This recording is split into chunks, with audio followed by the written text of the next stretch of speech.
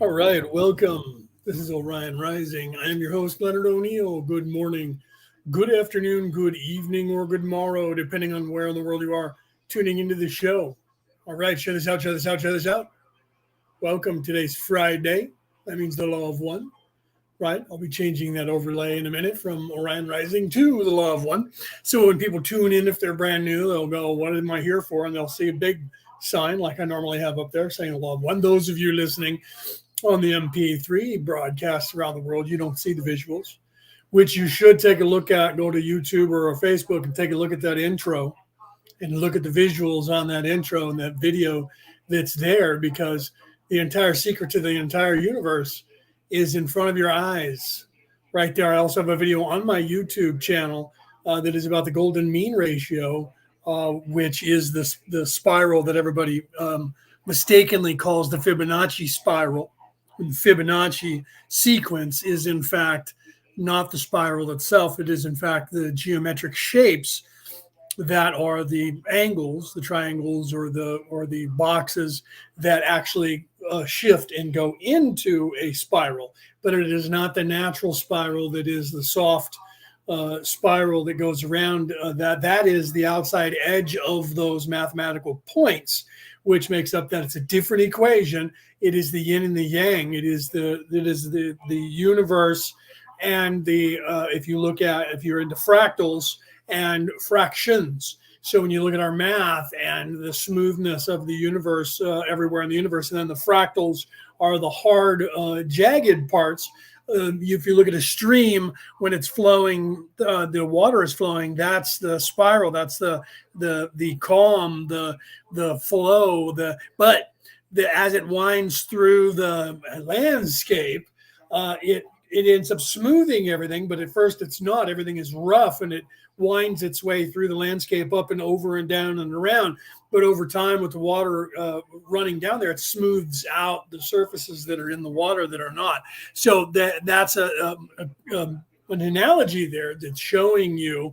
Let me switch this over. That is showing you the difference between the yin and the yang, or the fractals and the fractions in mathematics, is in the physical representation. The Fibonacci sequence is in fact a spiral sequence, but it is more, if you look at the cactus and the way the cacti grows, that's more of the Fibonacci mathematics. But the actual spiral itself is 1.068, and that's the Fibonacci, or not the Fibonacci, but the golden mean ratio.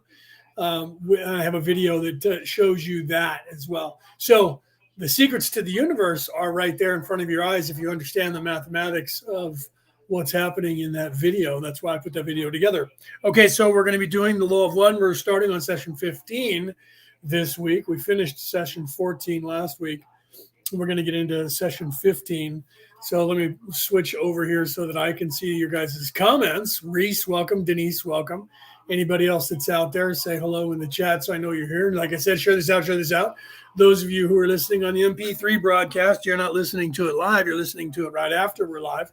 but you still can benefit from everything that we're talking about. You just can't ask all those questions that you guys have in your heads and need to ask. Some of you contact me and we have conversations on Messenger and things like that. Brianna, welcome. Thank you for saying hi. Yes, so I know you're here. Because if you guys don't speak, I don't know whether you're here or not. I just see numbers on the screen. It just tells me how many people are currently on your list paying attention, but that has no reflection in the world in the 70 countries that listen to the podcast on MP3 file. And those of you that are out there, I'm sorry that I can't answer your questions. Okay, so I think we're gonna just go ahead and start with the law of one. Start with Ra, or the session 15, and let me know if the sound is high enough. I'll turn the sound up so the microphone can pick it up. I know my microphone almost sounds like an echo from where I am sitting in the dining room. It has a little bit of an echo, and I'm sure you can hear the television slightly in the background that's why I turn the sound up from the living room. That's where my mother is, but I can see her from here and keep an eye on her. I am her caregiver. She's 78, going to be 79 in June. 78 years old, Alzheimer's patient. She's dementing, but she's still in there and she still knows what's going on, and we're keeping her as long as we can. Okay, so I'm going to go ahead and start playing. And let me know if you can hear this, right? Just because sometimes this audio gets weird and it doesn't work. And let me know if it's loud enough. Let me turn my sound up a little bit on the microphone here. I got it at like 66. Hopefully it's not too loud and bothers my mother in the other room. All right, here we go. This is January 30th, 1981, when they channeled this session. And this is the Law of One, session 15. January 30th, 1981. 15.0 Ra, I am Ra. I greet you in the love and the light of the infinite creator. I communicate now. 15.1 Questioner, I would like to apologize for my past and any future stupid questions due to the fact that I am searching for the proper entry into investigating the Law of One. Thank you. I was literally hitting pause, Denise, to find out if you guys can hear it. I know you guys have like a 30-second lag, so I let it go, 20 seconds. So you guys have less than a 30-second lag right now because you got it in 20 seconds. Okay, good. Thank you. So let's go ahead and continue. We will be eliminating the stupid ones from the book. I would like to ask if the use of the instrument is a function of the time we use the instrument or the amount of information or the number of words the instrument gives. In other words, do I have to hurry and ask the questions, or can I take my time to ask the questions? Ra, I am Ra. There are two portions to your query. Oh, yeah, I think so, right? Denise, she said watching from or Brianna said watching from the hospital, Denise. So, yeah, I know that. I think that Denise said that she was going to be there, but maybe I'm misunderstanding that, Brianna. One of you was in the hospital. I think Denise said she was because she was having some stuff done medically. So, yeah, maybe so. Thank you if you are. I know hospitals are boring. When I was in the hospital last, usually it's the crap television for the daytime television, and you don't get all the cool channels, right? So usually it's boring. You have nothing to do but listen. So thank you for listening, tuning into me. There was a few people who have done that now who actually contacted me and said, at the time, I am in the hospital and I'm listening to your show. And so that was pretty badass. And so that's when I wish that I was on more than once a week, just because I know they're in there listening to me, right? Okay, let's continue. Firstly, this instrument's reserve of vital energy, which is a product of body, mind, and spirit distortions in the various complexes, is the key to the length of time which we may expend using this instrument. We searched your group when we contacted you, for each in your group possesses significantly more vital energy of the body complex. However, this instrument was tuned most appropriately by the mind/body/spirit complex distortions of its beingness in this illusion. Therefore, we remained with this instrument. Secondly, we communicate at a set rate which is dependent upon our careful manipulation of this instrument. We cannot be more, as you would say, quick. Therefore, you may ask questions speedily, but the answers we have to offer are at a set pace given. 15.2 Questioner, this isn't exactly what I meant. If it takes me, say, 45 minutes to ask my questions, does that give the instrument only 15 minutes to answer rather than an hour, or would we run over an hour and the instrument could answer for more? Ra, I am Ra. The energy required for this contact is entered into this instrument by a function of time. Therefore, the time is the factor, as we understand your query. 15.3 question. See, now that's interesting to think about in and of itself, right there. That well, 15 sessions in, he's asking questions about the amount of time they can spend. Because he's like me, he talks a lot, so he's trying to figure out how long he has to ask the questions. So he's trying to word his questions so that they're limited amount of words and very precise, and that way he can get a lot of questions in. But that part is a good analysis on his part. But the part that it really interests me is that Raw said the amount of energy is entered into the talking about Carla for a certain time. So they're keeping her energy level at a certain pace to work for an hour, 45 minutes to an hour, and not burn her up with too much energy all at once, but not leave her diminished with her own energy. I just had this conversation with somebody last night about utilizing the energy of the universe, not using your own energy. I teach that. Any of you who've ever had any experience with me in magic or in any way transmuting energy for any purpose, the first thing I teach you is to draw on the energy of the universe instead of using your own energy, so you don't deplete your own energy. You're going to deplete your own energy anyways, but you'll deplete all of the energy that you borrow from the universe. It's there. It's infinite. We created it. That's the mindset you need to be in when you're doing any kind of working with energy in any way, healing, scrying, seeing, magic, whatever it is, ESP, whatever it is. You need to literally be able to use energy and understand how energy works in the universe and where to tap in and what to tap into and how. That's as important, if not more important, than the act of what you're trying to do. Because look what happened. We talked about that at the end of the last session. Look what happened to Edgar Cayce when he was unaware of that, but he was able to tap into the Akashic records. And then people were tricking him and asking him questions when he was in a trance where he would just answer the questions. And that was having a physical effect on him. And then even when he stopped that and only had his wife asking questions, we don't know if she cheated in any way. We're assuming she did not. But at the end of him doing that, it had a toll on his body, and it ended up killing him because he was unaware of how much that it actually does affect you. I talk about this all the time. Anybody who's a magic user or a medium or anything, a healer in any way, and you're transmuting energy through your body for whatever you're using your body as a conduit, it then ages. And in the sign of that is your hair. Your hair turns white very quickly. I don't care if you are in a family that never goes gray. If you are a magic user or an energy user in any way, you will go gray unless you dye your hair. So I always joked, I'm in my 50s, and when I was in my 20s, I used to say, show me a magic user or a witch or a warlock, and I'll show you somebody who dyes their hair.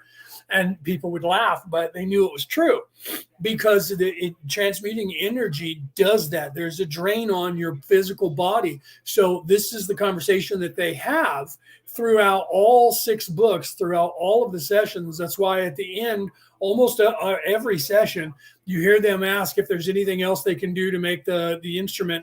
And the instrument is referring to the instrument that they're using to channel, which is Carla. And that's okay, Pamela. It doesn't matter. There's a saying. Remember, I don't know if you ever watched Lord of the Rings or read that book, but when Gandalf showed up and was it Bilbo at that point? No, it was Frodo. Frodo said, "Gandalf, you are late." And he said, "A wizard arrives precisely when he is meant to." Right. So you're not late. You arrived exactly when you were supposed to. So the energy that you consume, you need to learn always to get that energy. You have to be connected to the universe. You have to be connected to nature. You have to be connected to time space in this place. Otherwise, you utilize your own personal energy, and that does damage to your body, to the pain body, and that will cause you to have more problems than you need to have. So managing, first of all, balancing your body, balancing your energy, grounding, focusing, centering, balancing your chakras before you do any kind of work in any way is vital and important. I spend an hour before this show is on. And in that hour, sometimes longer, today I started at about 2:45. So I went an hour and 15 minutes of preparation for this show. And the only thing that I did was fix the raw so that he said raw instead of RA, and then set up the show itself in the studio. And that takes like 10 minutes, right? But the rest of the time was me clearing out this space, casting a bubble, walking the house, cleaning myself, writing myself, aligning my chakras, getting my energy in the right place to then be able to channel, which is what happens. Yeah, I don't have the camera on as much anymore as I used to because it's only me that's on here. But anyone who's ever watched me when I talk, they can see that. Peter GV will tell you that, and has in the chats, that he can see my eye color change, and he can see the blinking changes. I noticed that a long time ago about people that I knew were legit. And I'm not going to explain exactly what the blinking does but you can't do it. Someone will try, but you can't do it on purpose. The way it happens is that it's subconscious, and your body reacts in a certain way. And in fact, I'll just go ahead and tell you, because you can't fake it, because when you try and do it and you're faking it, it's obvious to people. So when people are actually channeling information from either the Akashic record or as a medium talking to the other side or whatever the case is, first of all, the eye color will change. And that becomes evident when people see that. And that's not because of the lighting effect. The eye color does change. Now, I know there's apps that they have that do that to change your eye color. Right? They have those on all of there's a reason they do that too, because they want people to see that and then just assume that when your eyes, if they change color, that you did that as some sort of ploy, because they want to be able to say, well, there's an app that does that. That's obvious that person's eye colors are just changing because they're doing that to make it look like they know that they're doing something when they're really not. And that's where they cast doubt. But this one they can't fix, and they've never talked about it because most people don't know about it. So me telling you this is going to have them creating an app that does the same thing. You watch, it'll happen. Mark my words. Or as my father would say, mock my words. So, but seriously, mark my words to this date, 3/10/23, right? March 10th, 2023. Let's see how long it takes before they have an app that does this. So when people are channeling, if you watch their eyes while they're doing this, it's subconscious. They don't know they're doing this, and you can't control it. It just happens. When they're talking, their left eye, so on your screen it's on your right side because it's their left eye, unless they're flipped backwards, and you have to be aware of that, because sometimes people have their camera on them and it's their cell phone, and they actually are the mirror image, so you have to be aware of that. However, once you realize that if they're not, and they're being filmed and they're sitting stationary or whatever, and they're talking on their cameras like I would be now, when they start channeling and they're talking to you and they're looking at you or at the camera, their left eye will blink out of sequence with their right eye. And their eyes will blink. And sometimes they blink a lot, right? Some people do blink a lot, right? Okay, so Penny's saying her left eye blinks less. Okay, so there is a difference, and she knows that. And I was going to say that next. It'll either blink faster or slower than the right eye. And sometimes the right eye will blink and the left eye won't. And then in then all of a sudden the left eye blinks by itself and the right eye doesn't, or they blink at the same time, but the right eye blinks fast and the left eye blinks slow. Okay. And Penny knows that. You're aware of that when you're doing work and you're channeling, that how mine does the same thing. My left eye will blink by itself when the right eye doesn't. And then when the right eye blinks, it'll blink slower than the right eye. I noticed that because I could feel it when I became aware of seeing people do that. And I wondered if I did that. People don't do that ordinarily. When they blink, both eyes blink at the same time, unless they're trying to wink at you. But that becomes obvious. You can't fake it. And that's why I was saying this. You can't fake and there is an algorithm to that. The computers might be able to pick up on, but they're not going to be able to duplicate it to, you know what I mean? So they'll try and have an app that'll do that. That'll have your eyes now blink, because once that gets out there, they have to be able to discredit it. So they'll build an app. That's why they did that with the eye color change, because they realized realized that people eye color changed when they were channeling. And that happens all the time. Mine changed many different colors, but I have hazel eyes, and they call them hazel because they say green eyes don't exist. Weird that 10% of the population of the planet have green eyes, but they say that doesn't actually count. I guess my freckles don't either. Anything that's not normal, they say, like red hair, they say is a genetic defect. Green eyes are a genetic defect, so it's not normal, because normal is what they call normal, and that's brown eyes or blue. That's it. Right. And so the hair, they had to admit 10,000 years ago when the Vikings showed up that people did have blonde hair. Before that, you had black hair or brown, period. And brown eyes mostly. So that's right-handed thinking. No offense to anybody out there that's right-handed. However, if you look up every creation on the face of the earth, you'll find out that 98% of everything ever created or invented on this planet was created or invented by a left-handed person. I am left-handed, but I'm not saying that because I'm, trying to be cool and say left-handed people are super cool. The truth is, if you're a left-handed quarterback in football, they want you. If you're a left-handed pitcher, they want you. If you're a left-handed batter, they want you. If you're in combat, hand-to-hand combat, mixed martial arts, and you can fight with your left hand and lead with your right hand instead of the other way around, they want you. Okay. And when it comes to all of the scientists and all of the prophets in the world, they've all been left-handed. Just saying. Okay. You can look that up. I'm not making that up and going, I'm one of the cool kids because I'm left-handed. You can look that up because I've done the studies. I am a scientist and we do studies. I don't just go, well, I'm being left-handed, I had to convert to being what they now call ambidextrous, because we have to get used to this world, which is set up for right-handed people, not left-handed people. Everything is set up for right-handed people. There is nothing that's automatically set up. Your cell phone, your remote control for your television, your telephone, vending machines, everything is set up for right-handed people. Even when you go to a store, you guys just don't know it.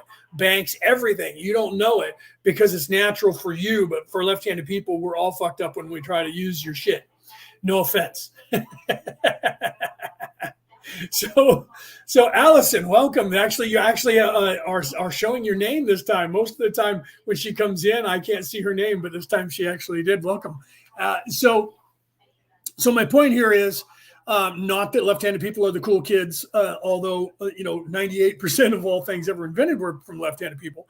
But my point here is, when working with any kind of energy, you need to learn the basics of drawing energy and being able to utilize energy from the universe. It's free. It's there. We created it all. It's there for our use because we created it. But you have to, if you're in service to self, you won't know what I'm talking about because you can't do it because you're in service to self.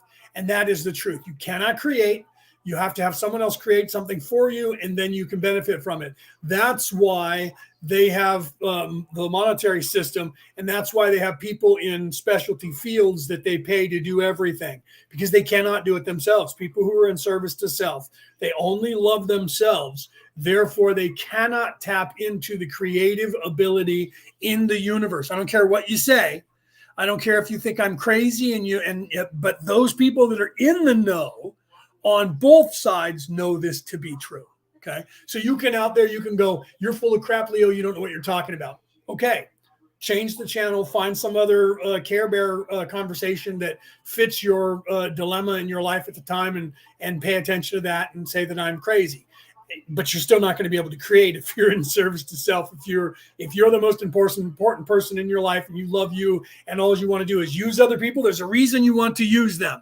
You want to use them because you need them to create for you and trick them in some way to do something. And that's where people like me left working for the governments. Drumvalo Melchizedek, and it did the same thing when he realized they were trying to trick him into showing them or creating a weapon for them. And they were trying to get people, they were trying to understand how to tap into creative abilities. And he realized, and we all realized in the think tanks at the time, that you literally have to create from the heart. You can't create from the mind. Your mind is just your intention. To actually create something, you have to have, your heart has to be in it. There's that old saying, your heart has to be in it. And that means you have to be doing it selflessly to try and help everyone around you. Evil people can't do that. They can pretend, but the truth is they can't create anything. They can only use what's already there. Okay. That's why if you don't understand and you don't realize your potential and that you are trying to help people, you need to then learn or find someone who can teach you. If you don't know how to do this, learn this is what we do. You can talk to myself or Peter GV or Peter Kyle or anybody that's in our spiritual groups that you guys I don't think are in the chats for or in the groups. You may or may not be. Most of you that are in the chat for Returning to the Old Ways and Law of One, the class chat, most of the people that are in those are not in our groups on Facebook that are our spiritual groups. However, we do still in like Returning to the Old Ways, we do still try to help you in there, and that's why we created that and the Law of One class. But we do work with people individually to help you guys, and we're thinking about putting together an organized class to be able to do just this and teach this sort of stuff. We're working on this, and we have been for a few years. We're just trying to get the right people on board, and some of the people are already starting to do this on their own that are going to be working with us, which is good because then they're getting their name out there, and people will realize, because there's a lot that people need to learn and get. That's not just the knowledge of the Law of One or the things that I tell you, even though I tell you way more in this class than you will ever hear from anyone interpreting the Law of One, because most of those people that do it, they never finish because they're not really in it for everyone else. They're in it for ratings. And that's why most people have never finished all 6 books like I have already done of the Law of One. They start it, they get a few sessions in, and then they go, well, not a lot of people are showing up, so I'm moving on to something else, because they were never doing it for the intention of helping people. Because if they were, they would be not concerned with only getting 3 or 4 or 5 people in their class. Okay. They would be more concerned with teaching those 3 or 4 or 5 people and helping them or guiding them in some way that is going to benefit the all, because then those people are going to be able to learn from that, teach you at the same time. That's why it's called Learn, Teach, Teach, Learn, and then expand their horizons while you're doing the same, and be able to help other people. If they won't do that, they get a session or 2 in, sometimes 3 or 4. I've only seen one guy who was a doctor who got, I think, 10 or 15 sessions in, and he also quit. Look out there, and if you guys find anybody that's still doing it past that, let me know, because I haven't been able to find it either. Okay, and if they are out there, I would be impressed by that person, and I would love to talk to that person to find out if, in fact, what their motivation is. Those people who want clicks and they want followers, those people do not do this kind of work. Why? Because you have to be partially awake to even understand what I'm saying. Okay. And if you're not, and you come in here, especially if you are in fact in service to self, you will not last more than 3 or 4 minutes. You cannot, unless you're going to try and troll me, last that long in listening to anything that I have to say, because I'm going to piss you off. And if your religion is politics, the same thing will happen. Even if you don't know that's your religion, if you actually find yourself in whatever country you are, either aligning yourself with, in your country, the political movement that is either progressive or conservative, and that's what you're about, I'm going to piss you guys both off on both sides. Just like if you watch Fox News here, Tucker Carlson has now pissed off both political parties in the United States, because he's actually showing the stuff from not everybody in both parties, but everybody on the progressive side, and then 10 or 15 people on the Republican side, which they're showing their true colors. And I love that, because those were people that I knew about before. But when I tried to tell people, look, you have no idea that most of the people in the government behind the scenes are friends and work together, and all of this is a show just to give you, bless you, sorry, my mother sneezed, just to give you the choice and the appearance of free will and something to fight for. And the entire thing is a lie, and they just divvy shit up. I'm going to take this stance. Okay, I'm going to take that stance. And all that happens behind the scenes. That's why, in fact, in the movie Braveheart, that's why Mel Gibson showed that, because it happened in real life, because Braveheart is a true story, happened in real life with Robert the Bruce, the 15th Earl of Scotland, and his father, the 14th Earl. And his father was hiding in the castle up in the tower because he was a leper, and he didn't want anybody to know that. So everyone thought he was in France the entire time. His son would go up and see him in the castle and talk to his dad. And Robert the Bruce, the 15th Earl, he was wanting to fight against England to get Scotland freed.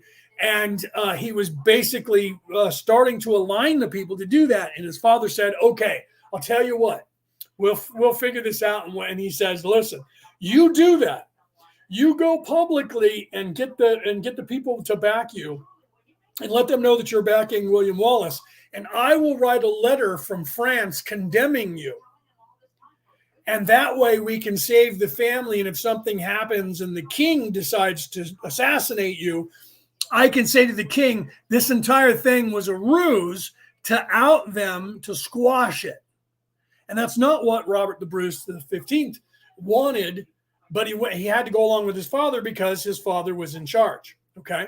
And his father could have him killed or out him and leave him hung out to dry, and he knew it. Eventually, they took it out of the movie, but it was originally in the long version, or the theatrical version. He beat his father to death in the tower. Eventually, he got tired of his father and he wanted to fight, and they got into an argument and he killed his father. And that's when he, at the end of the movie, then did exactly that at Bannockburn and fought against Edward Longshanks and won the Scottish right of freedom, which eventually his great grandson gave back up. In Scotland to this day is still pledged its fealty to the United Kingdom and the king now. Over there, which I wanted to say congratulations to those of you in Ireland, because you just celebrated your 100th anniversary of being a free and sovereign nation.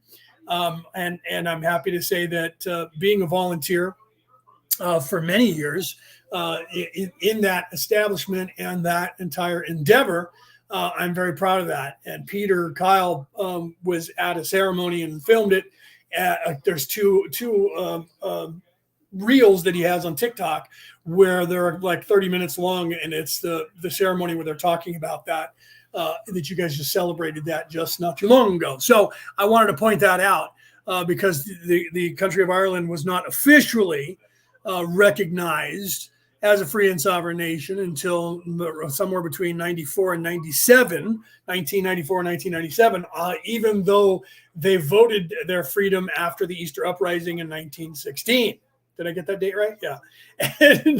And so that was in 19, I guess it was 19, well, it would have been 23 by the time they had the vote and voted themselves free, because this is the 100-year anniversary in 2023. So it took from 1916 to 1923 with the negotiations. You guys can watch that movie with, in fact, De Valera, who was the first president of Ireland, was killed because he wanted to still continue fighting after the vote. And Michael Collins, he sent Michael Collins to negotiate to try and make him look like a fool. But Michael Collins had to have his people hunt him down and kill him because he wanted to continue fighting and they wanted peace. And so he was not all full Irish anyway. He was born in the United States in New York City. Those of us who know Ireland and its history know that. Right? Yes. Pamela said, bless you in a penny bubble, as we say, right? Right? So I love that, unless I'm reading that wrong. No, you said that. Bubbly. Penny and bubbly. Yeah. Oh, I did read that right. So, right? So, right. So thank you for that. So that was important. And the reason that that's important is because some of the coalitions today, a lot of you don't know this, but a couple of the major coalitions today, the only reason that they're in existence is because of that resistance. And the people who set that up went then global and started setting up and helping people to not be able to be captured or taken by the establishment. And the only people in the history of this planet that have never been captured that were considered a terrorist organization for more than 100 years now has been the Irish Republican Army. And because of that, the Irish Republican Army made a lot of money to secure their nation as a free and sovereign nation, and to force the United Kingdom into acknowledging that. Those of you who don't know this, you might get mad at me for saying this. Those of you who do know this might get mad at me for saying this. But those of you who are in the know, you're going to know that what I'm saying is true. Was that the Irish Republican Army then trained and was paid by the cabal, the English and the American government, and a few other governments, to train every terrorist organization that you have heard about in your lifetime that has been terrorizing the world. Paid for by the English government and the American government, and used by them secretly as a weapon, and none of you guys are aware of that. Okay? Anybody who has any part of the Irish government, and especially the Irish Republican Army, the military and Secret Service wing of the Irish government that have been around for more than 20 years, know this. Okay, know this as a fact. And I know that some of you don't want to believe that because you're involved in this political movement and you think that there is not a global government already, and you think that there is no cabal and deep state and rich elite people that run the world, and that is the best trick the devil ever pulled, is getting you to think that whole entire industrial complex does not exist. Okay, not the devil doesn't exist. That the religion, I said this last week, that the religion that is nefariousness, that is evil, doesn't exist. And it's that little teeny satanic movement, which is just whatever the big three stand for, we're the opposite. And you think that's where all evil people worship. And that's the biggest lie ever told to you. It's part of the cover-up of the information that you need to know on this planet. And this is what Ra is trying to tell you. Okay, Ra's trying to explain all of this to you, and that's why I'm explaining this to you now. And people pop in here and get mad at me and go, what does this have to do with, oh, he's talking politics. What does that have to do with the law of one? You're an idiot. I'm like, oh, okay, bye-bye. You're not anywhere near the understanding, the understanding or awareness to actually get what I'm saying here. I'm not part of that religion at all. I'm part of the religions of everything else. However, credit where credit's due, the Irish people in history will eventually get credit for doing a lot more for this planet than anyone ever realizes. And that's one of the reasons why those people, just like the Jewish people, are being tormented relentlessly by these rich and elite families. The two races, there's 3 or 4 races that they absolutely hate, and they victimize them as often as they can. The African race, the Irish race, or the Welsh, the Irish, the Scottish, the Celts, and the Hebrews, way more than any other race. And then the white races of the north, but they're afraid of them because when you unleash the Vikings descend on you. Look what Iceland did a few years ago, back in, was that 2017? They got tired of the wokeness in their country, and they literally took over the country and killed everybody who was part of that regime, tried them and murdered them all. Well, they didn't murder them because murder is illegal. They tried them and executed them for war crimes against their people. That's what Vikings do when you piss them off. Okay, so be careful. That's why they don't go after. But you have to realize that here in America, when the slaves were freed, what names did they give the slaves? The names that they considered the slave races. That's why you have all these, and that happened over in Europe too. That's why most of the African people have these names like Henderson and Johnson and O'Neill and McNeil and all that, because it's Irish names, it's Viking names. And then if you really pay attention, it's also Hebrew names. They didn't get any of the names of the races that they see themselves as. You don't hear like Rothschild, okay? That's only if somebody changed their name. Otherwise, they gave the slaves what they considered the slave names, right? And then the other race that they've really gone after, that a lot of you out there are going, wait a minute, Leo, you're leaving out the Aboriginal races around the planet. That is the biggest problem that they have spiritually with the races of this planet, are all the Aboriginal people, all the natives, Native Americans to the North American continent, South American continent, all the way into Australia. Those people have to be eradicated because their entire religion, their entire way of life is nature and is balance in nature. The Celts were the same way, and that's why they tried to obliterate them. Okay, that's not a joke, because they weren't warlike. They were about the balance between the feminine and masculine energy.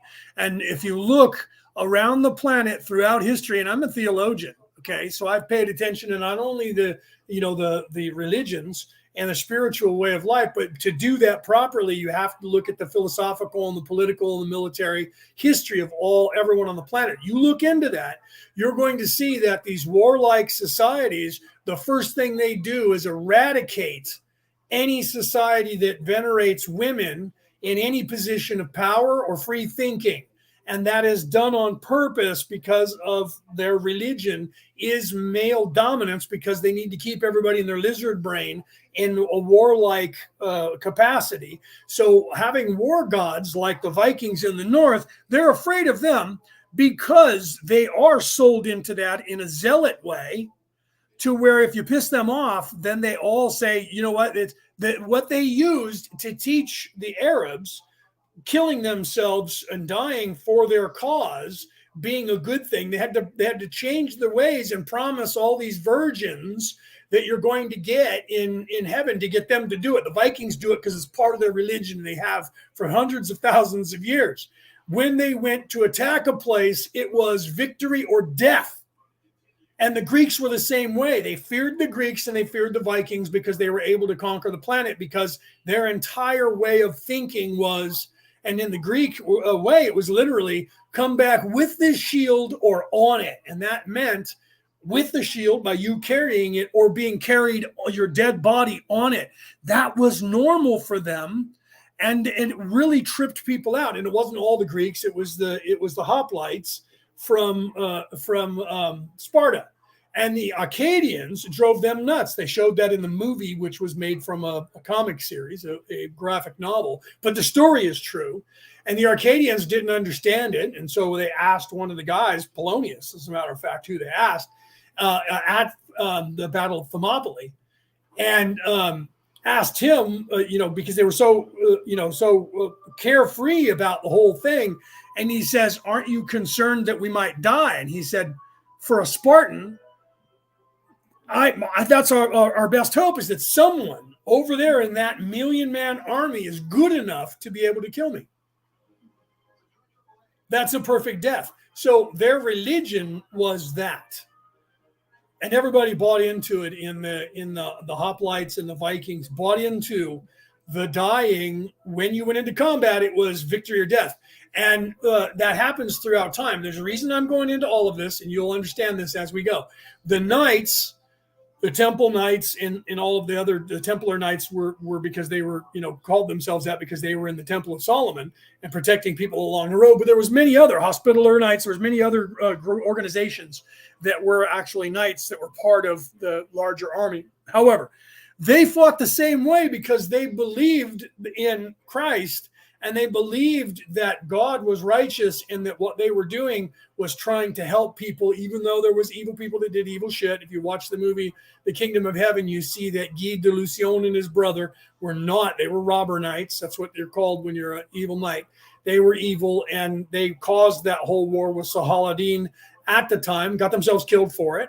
But got millions of people on the planet killed at that time because of their thirst for power and money and money grubbing, right? So there's the examples there. However, right, you have to realize that they did the same thing, and that scared people because their numbers being small, even though they had armor on that was different than everyone else's, which was crazy of the day. That's like driving tanks. Each one of them was like a tank. However, There could be 100 of them and they could fight against 10,000 other people. It was the same way with the hoplites in Greece. It was the same thing with the Vikings, because they were so sold into nobody retreated, nobody surrendered. Every man fought, and it was either we win this or we die. That creates a sense of urgency in you. Okay. That is different. And when you believe it, not because somebody's whipping you and making you, forcing you to do it against your will, that's the difference between an army that is voluntary and an army that are constructs or conscripts. Do you see? One is a subject and one is objective. One is volunteering to do what they do and believing in the cause and doing that. Now, the reason I said all of this is because the energy difference in your mindset determines the outcome before you even are aware of it. I've been in martial arts my entire life. I can't say entire. I started in martial arts when I was 8 years old, and I was instructed in martial arts from that point on, mixed martial arts, before anyone knew what that was. Everybody was just using karate in America, and then some other forms started coming in. And what they call now mixed martial arts is what they used to call street fighting in America. And Africa had a version of it there as well. And 25 years ago, when I was sparring with a buddy of mine who was black belt in karate on the front lawn of my house, I was literally using my elbows and knees. And he was like, "Holy crap, where did you learn that?" "Oh, that's street fighting, isn't it?" That was what it was called here in America, was street fighting. But it's now called Brazilian Jiu-Jitsu because the Brazilians started doing it and made it really good. And so when they came to America, or came to the MMA around the world, they dominated because they were able to use every body part. There's also more that we use that are illegal in mixed martial arts now because they're deadly. But I was never taught Brazilian Jiu-Jitsu, but I can hold my own against a Brazilian Jiu-Jitsu artist because I fight the same way, and it was called street fighting in America, in ninjutsu fighting in Japan. And a lot of it, especially the ninjutsu, the ninja fighting is illegal too, because most of that was for assassins, right? So, but it was a combat technique that literally the military teaches, but they call it Aikido and Taekwondo and karate there. But they teach the military combat, and that is now gotten to the point. Krav Maga evolved from the military version of lethal hand-to-hand mixed martial arts. Okay. And Krav Maga is pretty badass. It is, but it's mostly shock and awe, to be honest with you. I would be more akin to a Shaolin priest. That is more akin. That was what the actor that did the movies, I can't think of his name right now. They did all those movies that all had three names: Out for Justice, Marked for Death. All of his movies had three names. And I can't think of his name right now. I'll think of it in a second. I can see his face.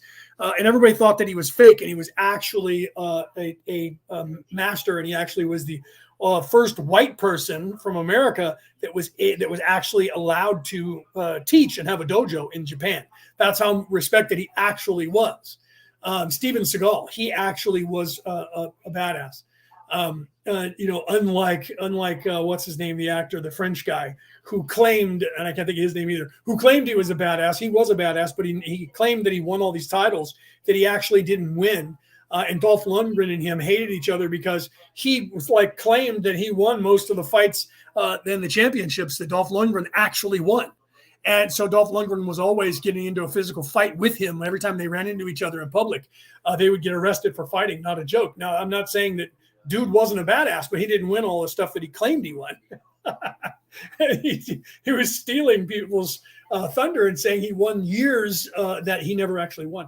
Randall Tex Cobb was another one who went after him because Randall Tex Cobb was in fact a champion who won, and a couple of the times when, what's his name? I can't think of his name right now. The Frenchman faked that. The reason I'm saying all of this now, I'm not off topic. The reason I'm saying all of this is your mindset determines your abilities. That's why when you're in the hospital, doctors don't tell you and panic you into believing that you're going to die, because you can actually keep yourself alive by not knowing it or believing you're going to be fine. So they don't tell you how close you are to death. They'll tell your family members. They shouldn't really do that too, but they have to by law. However, this is where I'm segueing here, and then I'm going to wrap it back around. You'll see, and then we're going to go forward. You'll understand as we go today that they've realized, honest scientists who actually paid attention realized that people who were sitting around praying for someone, and they literally said, I wonder if this actually has any effect. So they actually did real studies, but they tried them in laboratories, but they also went into hospitals and followed people and actually checked this, and then eventually had people sign to let them have equipment to actually be able to verify this. And when people are ill and they have relatives who are literally praying or casting magic healing or meditating and using energy in a positive way to help someone when they're in need, it actually has an effect in positive reaction in their physical body and their ability to heal faster and come through surgeries and things like that. Legitimately has been tested. Okay. So this is some of the information they don't want you to know about because they are trying to convince you you're alone, you're by yourself, you have no power. They have eradicated from history anything in the Bible that says you have an immortal soul, that you are part of the creation. And this is why Ra is teaching constantly, telling us, and it's not just that you read all of the Dead Sea Scrolls, you will hear the same thing being taught to you in there.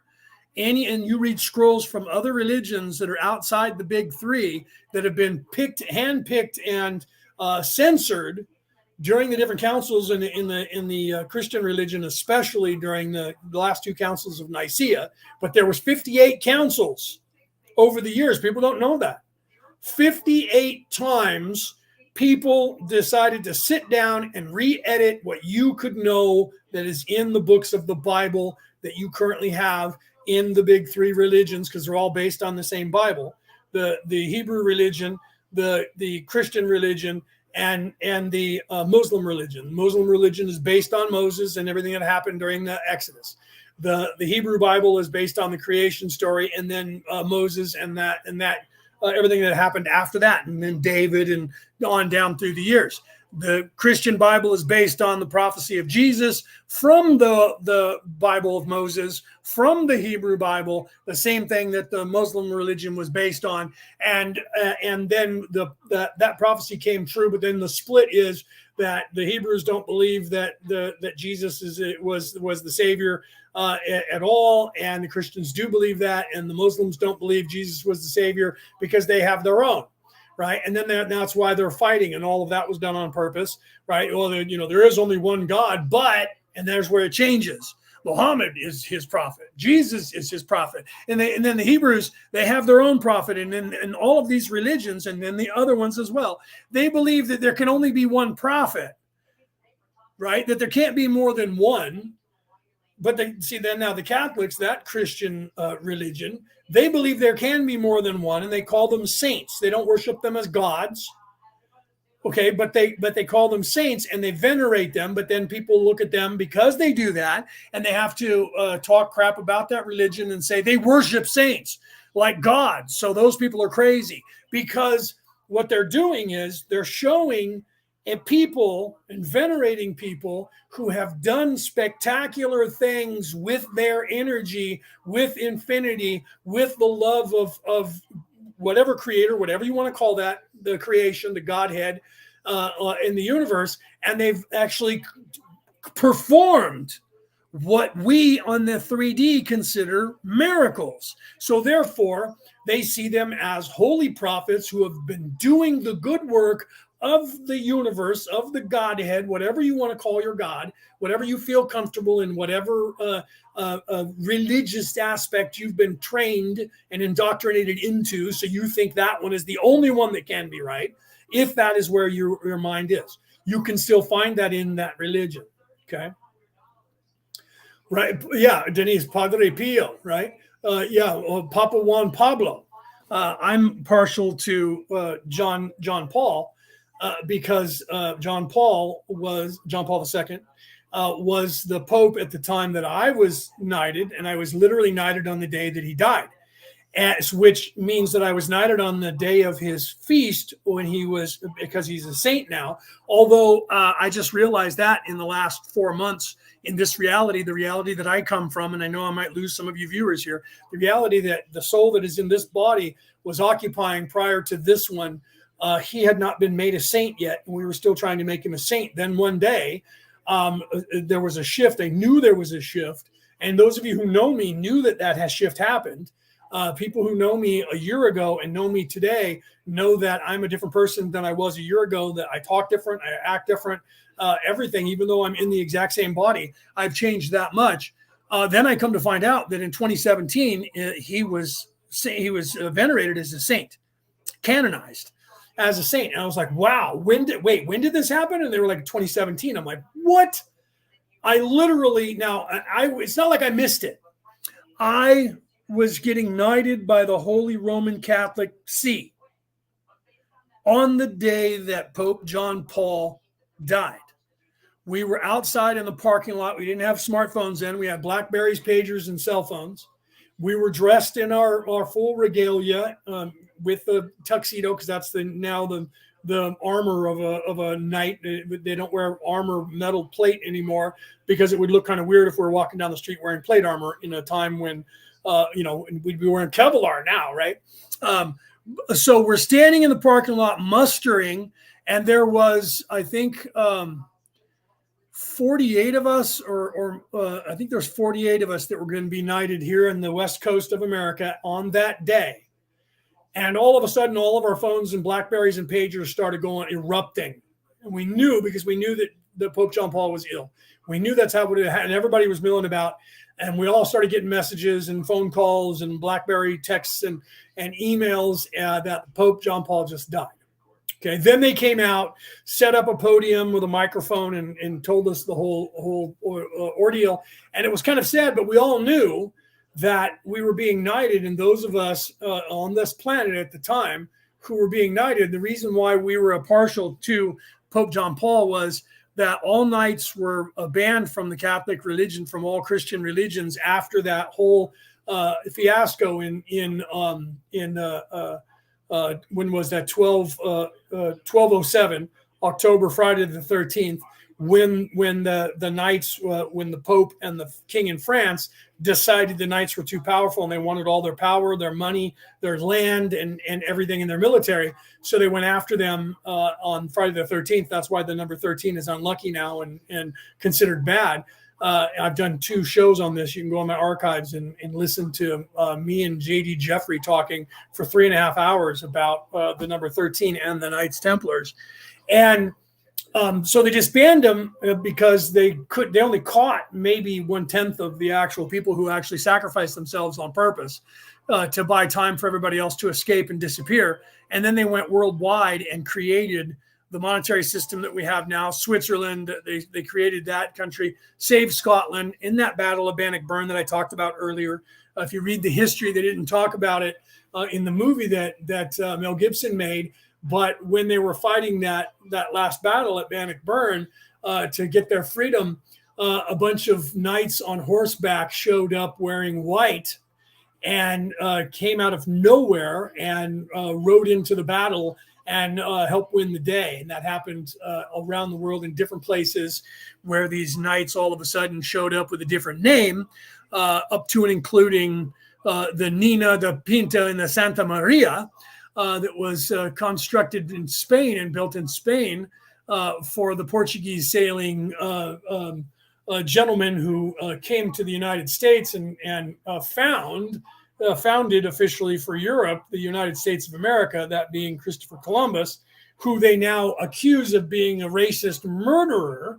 And the reason they're doing that is not just because he did do some bad things, but he didn't kill and murder all Native Americans. He was killing and murdering only one tribe, and that tribe was a warlike tribe that was the enemy of the tribe that was on the land that claimed that was their land, and they were at war with this other group. You don't know that because most of the history doesn't tell you that, but you can look into it and find that out. So all of that they showed in that movie that they made, where he was just murdering everyone and raping and pillaging the natives, that wasn't actually actual. That wasn't true. But they claimed that because why? Because he was actually a Templar Knight. He was descended from the Templar Knights. That's why he flew the on his ships the white sails with a red cross, a Maltese cross on it, and he also was knighted by them in secret. And they've done a study on this. It's on the History Channel, where he actually signed his name with a crooked X after he came to America. He got knighted and became a knight, not by the Queen in Spain at the time, but he became a knight. And the maps he was using were the maps that go all the way back to, and this is not a joke, that go all the way back to Leif Erikson. Leif Erikson, everyone calls him Leif, like a leaf in a tree. His name was Leif. Leif Erikson, Eric the Red's son, and his travels. That was the same map that Ragnar Northbrook used in real life. He had a copy of it to find the New World. He was able to find England and knew that it was there. So the seafaring sea people of the Viking North were the actual map makers that the Portuguese got a hold of, and they actually then were able to rechart and go to all the places and became great sailors and utilized that for 1,000 years. And that was actually maps that they got from the Vikings. Not a joke. You can look that up in history. Okay. So why is all this important? All of this is important because the knowledge that I gained from that is the same knowledge that I'm teaching you, and that Ra is going to be teaching you. That we will. I swear to you, we're going to get to more Ra, and you're going to see that as we go along in this session and the next session.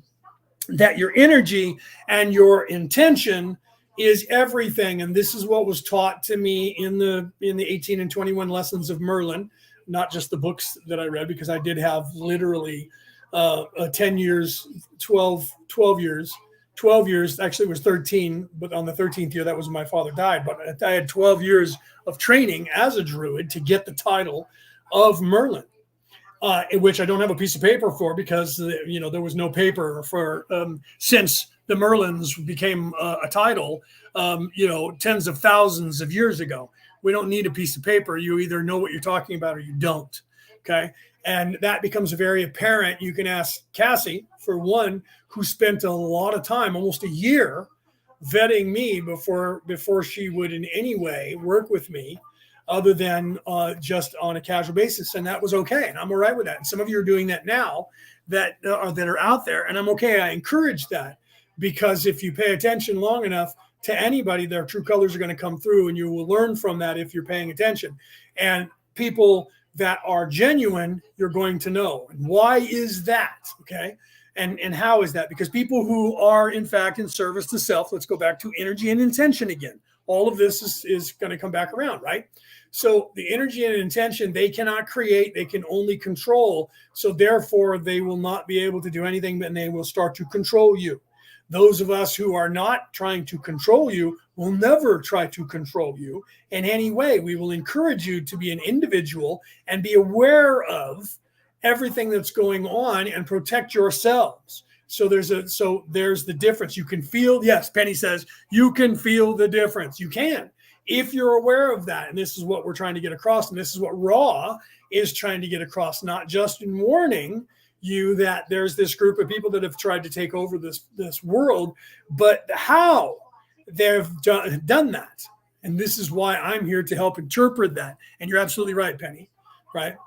And yes, I want to go back to what Penny said before that. Her comment was the Vikings were the original world traders and travelers, because they were. Okay. Her actual words were they were the original world travelers. And the reason for that was because they were trading. They started finding that when they dug up a mummy over in China, and he had red hair, tattoos, and was wearing a kilt. And his body was 1,000 years old.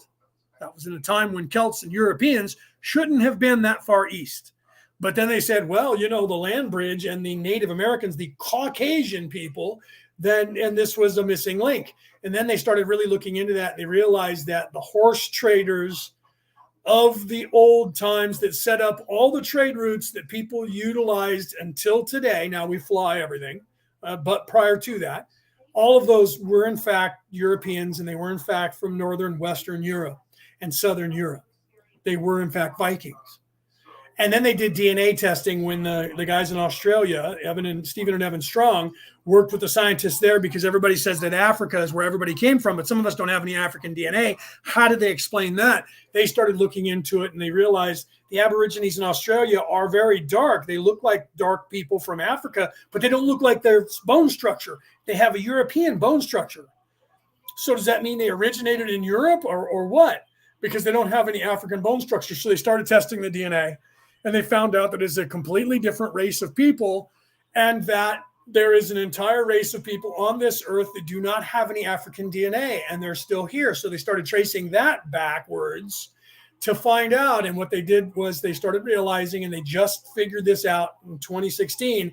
And now in 2020, they've reported it to the world, but you're hearing that covered up because the world doesn't want you to know this, but it's out there. You can find it, and it really is true. I'm not making it up.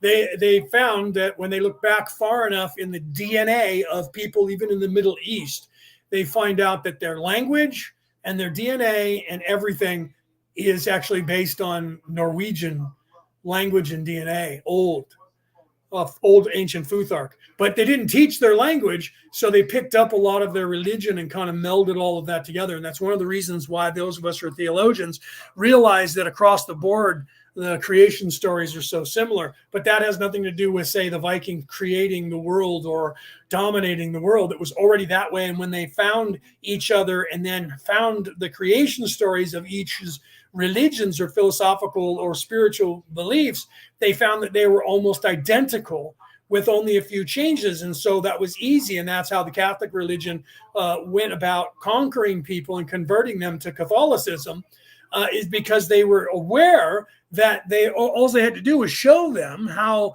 their deities matched the deities of the people they were trying to convert. And they could slowly convert the population and say, look, your God is our God, because the truth is they are all the same.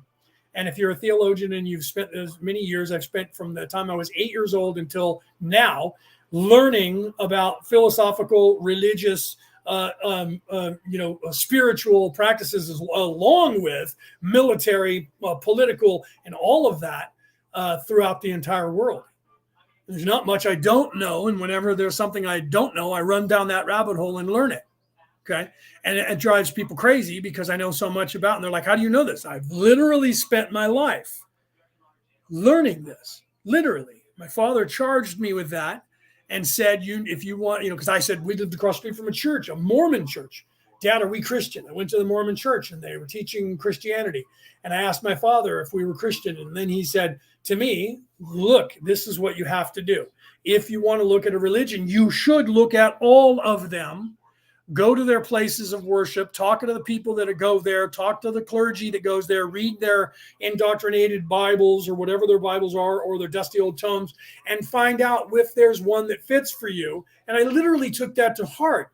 And then when I started learning philosophy, I was taught by a monk who was a Christian monk, that if you want to learn philosophical thought, the way to actually understand it, but he said understand at the time, is that you have to know about the person, when they lived, how they lived, and what was going on in their religious, philosophical, and political agenda or time period. So because of that, I've literally done that with everything.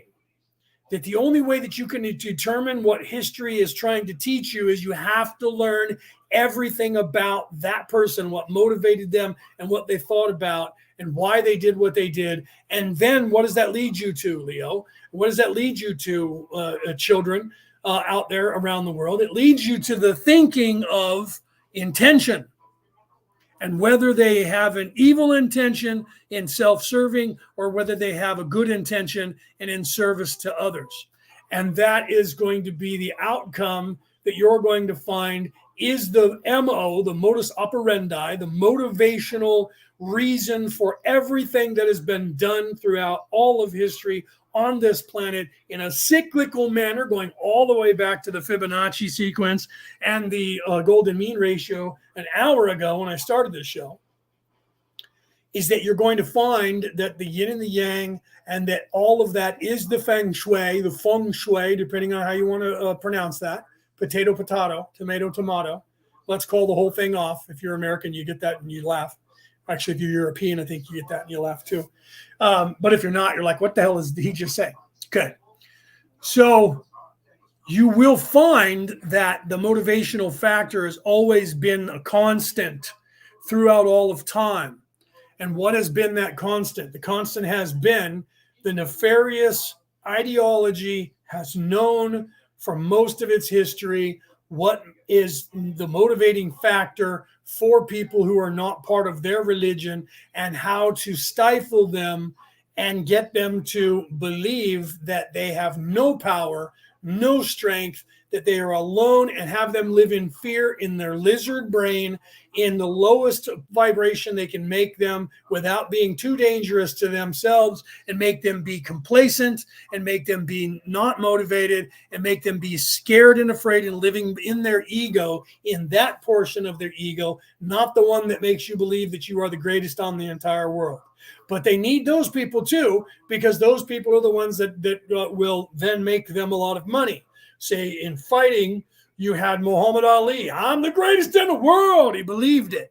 And so he got out there and he got his brains bashed in to the point where he ended up having a disease of his brain that ultimately had him to where he was in a wheelchair and his hands were shaking and he couldn't move and he couldn't even speak anymore because he took so much damage to his head. But when he was younger, he made billions of dollars for the fighting organizations around the world by doing what he's doing and all of the television and everybody around the world. Peter, welcome. So they want people and need egoic people to sacrifice themselves for their benefit. But they can't have you because they know they can't create. So they need to get you to create. They need to get other people. So they trick you. That is what all of this is about. And to be aware of it. Now let's go back to Leo's saying that he says, I didn't invent this, right? I got this from a Frank Herbert book called Dune. The first step in avoiding, and he said in his book that he didn't create it either. It's the oldest time.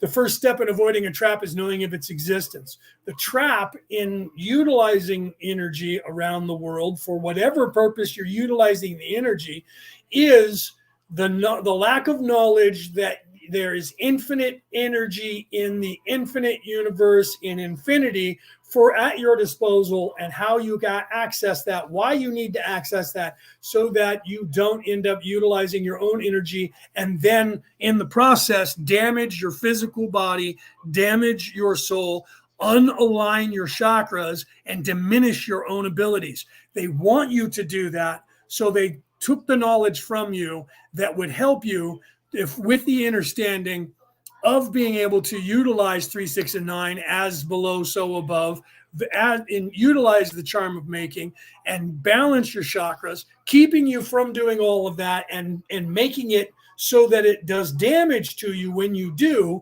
so that it's just like shock therapy. When you do something wrong, they shock you until you do it right. Well, this is what you're doing wrong. And so they're basically allowing the universe to shock you because you're utilizing your own energy, or you're doing something for someone else who's doing something nefarious, just like what happened to Edward Casey. I know it took me a long time to get there, but trust me, if you listen to the last show and then you're listening now as we're going into session 15, then that is helping you to understand exactly what Ra is talking about throughout all 106 sessions and what trying to warn us about. Okay, we're going to continue with some more Ra. I know some of you probably left because you didn't want to hear me talk and you came here. I was expecting to hear Ra. Go read the books. You don't need me.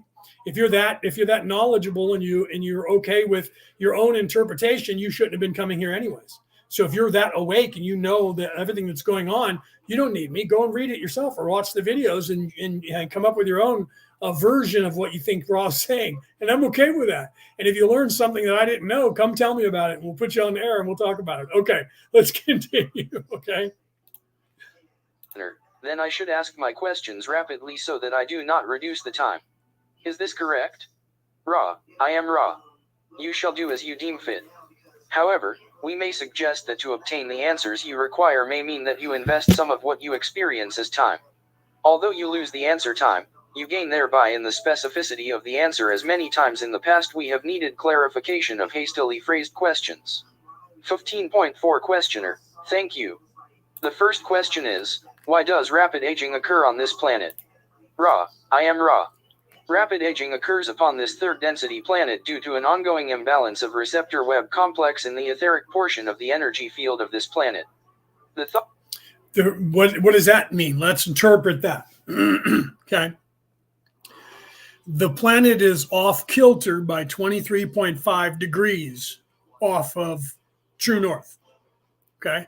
Because of that disruption in the planetary field, and why is that? How did that happen? The disruption in the planetary field happened because of nefariousness. When they realized, when Ra made the mistake, when they were giving the information to the Egyptians, and the priests were in fact nefarious in service to self, realized that they just got the secrets to the universe, which Nikola Tesla alluded to. But if you can't create, and he knew this, if you can't create, then it doesn't matter. And that's why he said, if you want to know the secrets to the universe, think in terms of energy, frequency, and vibration, in that order. And if you actually go and look at my memes on, I don't remember if I set it up that exact way on Facebook, but I know I set it up that way on Instagram. If you go and you watch that reel, and he says that, and then go to the next reel, the one I posted just prior to that, it's called Heart Chakra. The heart chakra, the visual that you are seeing and the sound that you are hearing is exactly that. And it shows the heart chakra, and it shows the vibration. And then first thing it shows is the energy of the heart chakra, and you hear it reverbing. In fact, hearing it reverbing and seeing the video plays a trick on your eyes, and you actually start thinking that what you're seeing is moving when it's actually not. They're actually three still pictures. And so when you see it, you'll actually see, you'll see the energy, then you'll see a frequency, and it literally, as it's doing that, it goes from the human body standing there in the torus, not Taurus, but Taurus, in the heart chakra, the heart is showing there, to then the heart's bigger, and then eventually just the heart. And if you actually look at the visual is the energy, the frequency, and then the vibration, and which is exactly what Nikola Tesla, that I posted right after that the next day. And so if you watch them in the other order from newest to oldest, and you get to those two, I'm showing you the secret to the universe, but it has to do with the heart chakra.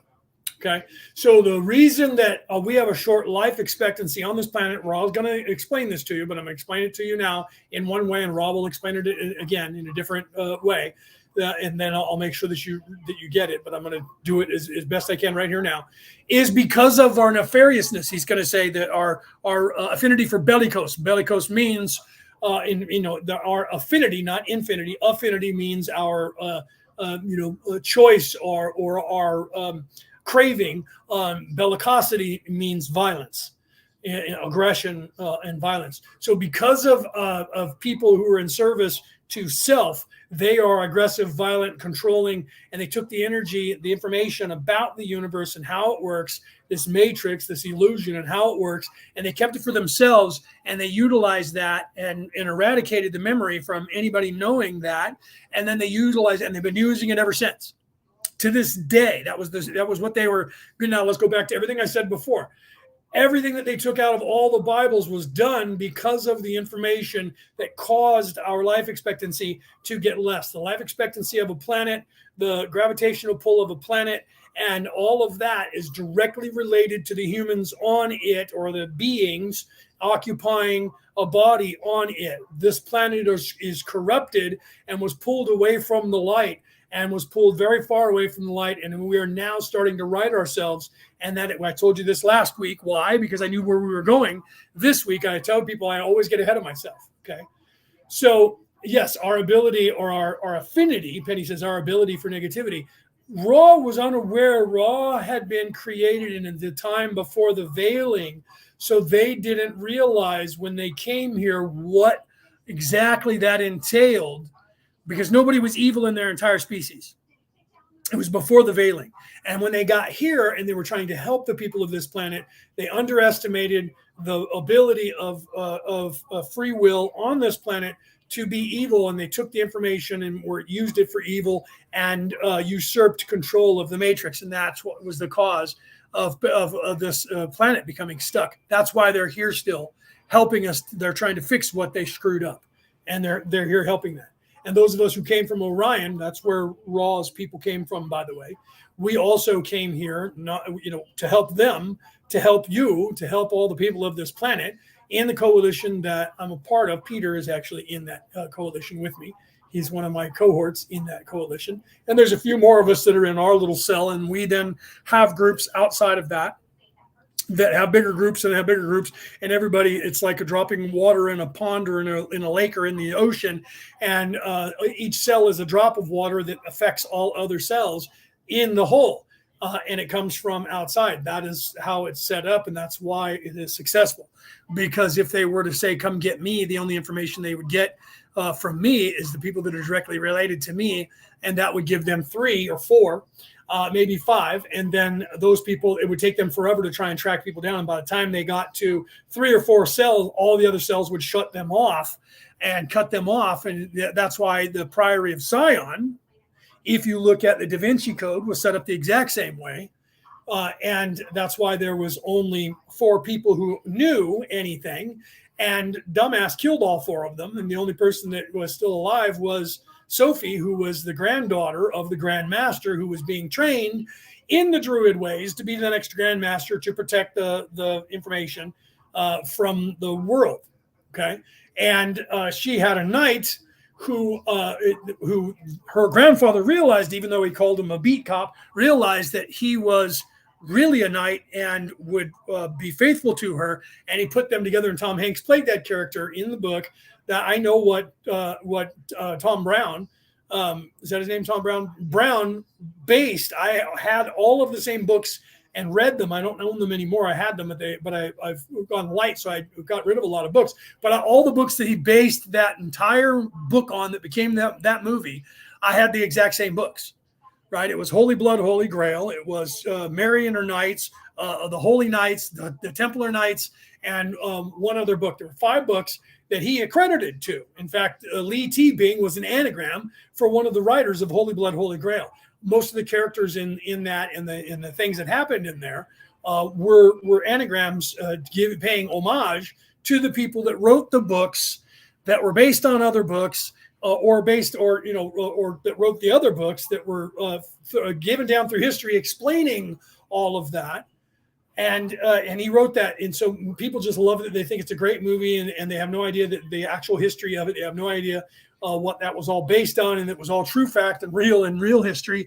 And it was a what if. What if all of the stuff they talk about in history that has been hidden from the world is actually true? And one of the biggest things that is something that would have to be covered up would be that Jesus Christ actually had a wife and children. Because if he did, the church, all of the churches, would not be listened to if one of their great grandchildren popped up and was able to prove they were descendants of Jesus. They would listen to them before they would listen to the church. So the church would then have to hunt them down and squash that information. And he brought that to a head. Only, unfortunately, he used the wrong portion of the Catholic Church, the Opus Dei, making them the evil people that were trying to kill off the Jesuses. I wish he would have done a little bit more research, and maybe he did. And that's why I'm not sure. Dan Brown, I apologize, not Tom Brown, Dan Brown. I got Tom Clancy and Dan Brown mixed up. Tom Clancy did the same thing with the 3D military and CIA and all that. But some of his stuff was real as well, true stories, but people don't know about that. Anyway, so Dan Brown said that Opus Dei was the evil people, and the truth was Opus Dei to this day teach people how they can serve the all in their regular lives. So he literally took probably the best sect of the Roman Catholic Church in teaching people how to serve, to be in service to others because that's what Jesus was teaching, in your everyday life without having to be a priest or a nun or something like that, or teach a Sunday school, that you can do that without preaching a religion to people. And he turned that into something negative. The same thing happened when they did the mummy books.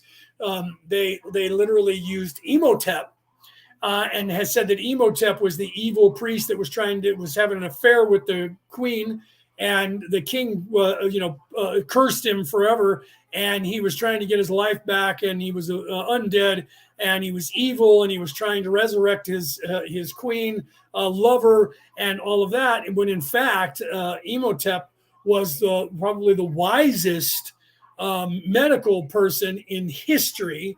And all doctors and scientists, when they found Imhotep's dictionary of surgery, said that had they found that first before Hippocrates, because it's older by 3,000 years, 2,000 years older than Hippocrates, that they would not be taking the Hippocratic oath as doctors. They would be taking the Imhotepin oath.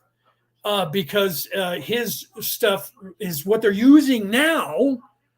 All of these things where they actually started using fish skin to heal wounds and burns, and then eventually created a gauze that when you wet it down becomes slimy like fish skin, and your body loves it and will heal you. That was written in a medical dictionary 5,000 years ago by the Egyptian priest Imhotep. Okay, so they've corrupted these things in history in allowing either by accident or on purpose these characters in history that have done great deeds to be demonized, even though they're doing it for the greater good. Right? Do you see? So that is another analogy of what they're doing to corrupt information. And they're teaching the world, because if you don't know the history of Imhotep, if you don't know the history of Opus Dei, you automatically only know what you were taught in the books and the movies. And then you think Imhotep was evil, and you think Opus Dei is evil, when in fact, just those two examples were the complete opposite and are the complete opposite. Most of your medical breakthroughs in the last 15 or 20 years that you hear about all over the world are not invented in this time. Most of them, 97.5% of all medical breakthroughs, were taken right out of Imhotep's a medical dictionary that was written 5,000 years ago. Okay, word for word, using maggots on people when they have gangrene. The maggots only eat dead flesh, and they secrete an enzyme that actually acts as a antibiotic and heals. And so now they started doing that in the last 20 years around the world, and they showed that in the movie. What was the movie where it was the story of the Roman, and when he was in the mask and they didn't know who he was. That's a true story, by the way. that was their version of Spartacus. And when he got injured, and a guy from Africa came out of Africa, when he was unconscious and he was getting festering, he put maggots on him and then covered his wounds with honey and put a leaf over the top of it so the flies couldn't get to the honey. And that came right out of Imhotep's teachings, that honey also has antiseptic qualities. And if you have a burn or a wound and you cover it with honey, it's going to draw flies, because you draw more flies with honey than you do with anything else. Then you have to cover it with something. And when you put a leaf over it, a green leaf over it, it won't stick to the honey, because the leaf is green and it won't pull the honey away and draw the honey out. Where if you put a gauze over it, it'll draw the honey out, because gauze is designed to draw out pus and blood and anything away from the skin to allow the skin to be moist and heal. So all of those things, you saw those in that movie that they made of that, where what's his name? I can't think of his name right now, played the part, where he woke up and he saw these maggots on his arm and he tried to stop them. And the guy said, no, don't. And he pulled his hand away. You'll be fine, because he understood that. So, and the Romans didn't even know that, right? In the Dark Ages in Europe, they were leeching people with leeches because they thought bleeding people would help them to survive. That's how backwards and erroneous they were, and had no idea what was going on in the world as far as medicine. And then they found, the Hippocrates medical dictionary from the Romans, and utilized that until 20 years ago when they discovered the Emotep thing. Okay, so all of that has to do with what? Let's go back to what we're talking about here. The energy of either nefariousness or the energy of people that are in service to others. And the reason, and then I'm going to play it here in a second, the reason for Ra saying this is for everything that I just said and everything I've been talking about for the hour and a half and everything that I talked about for the last 2.5 hours last week. Let's continue. Thought-form distortions of your peoples have caused the energy streamings to enter the planetary magnetic atmosphere, if you would so term this web of energy patterns, in such a way that the proper streamings are not correctly imbued with balanced vibratory light/love from the, shall we say, cosmic level of this octave of existence. 15.5 Questioner, do I assume correctly in assuming that one of your attempts in service to this planet was to help the population of this planet more fully understand and practice the law of one so that this rapid aging could be changed to normal aging? Ra, I am Ra. You assume correctly to a great degree. 15.6 Questioner, then it would be very beneficial for the people of this planet in practicing the law of one to learn ways of service. Am I correct? Ra, I am Ra. You are correct. If you will observe those oriented through a lifetime experiential distortion complex from near the beginning of that experience, you will observe a relatively youthful, as you would call it, appearance. 15.7 Questioner, what is the greatest service that our population on this planet could perform individually? Ra, I am Rah, there is but one service. The law is one. The offering of self to Creator is the greatest service, the unity, the fountainhead. The entity who seeks the one Creator is with infinite intelligence. From this seeking, from this offering, a great multiplicity of opportunities will evolve depending upon the mind/body/spirit complexes distortions with regard to the various illusory aspects or energy centers of the various complexes of your illusion. Do you see, again, this is now everything that I said. Hopefully what Ross has now made sense to you, because I just prefaced that with 2 fucking hours or an hour and a half of me rambling on about, when some people would probably have left thinking I was rambling and had nothing to do with the law of one. And in fact, I was literally giving you parables, hoping that one of those parables would have you literally start to understand. And when Ra is talking right now, that you would go, that's exactly what Leo said. Only Ra is speaking to a nuclear physicist in nerd speak. All right, let's continue. Thus, some become healers, some workers, some teachers, and so forth.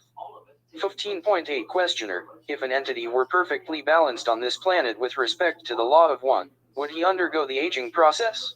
Ra, I am Ra. A perfectly balanced entity would become tired rather than visibly aged.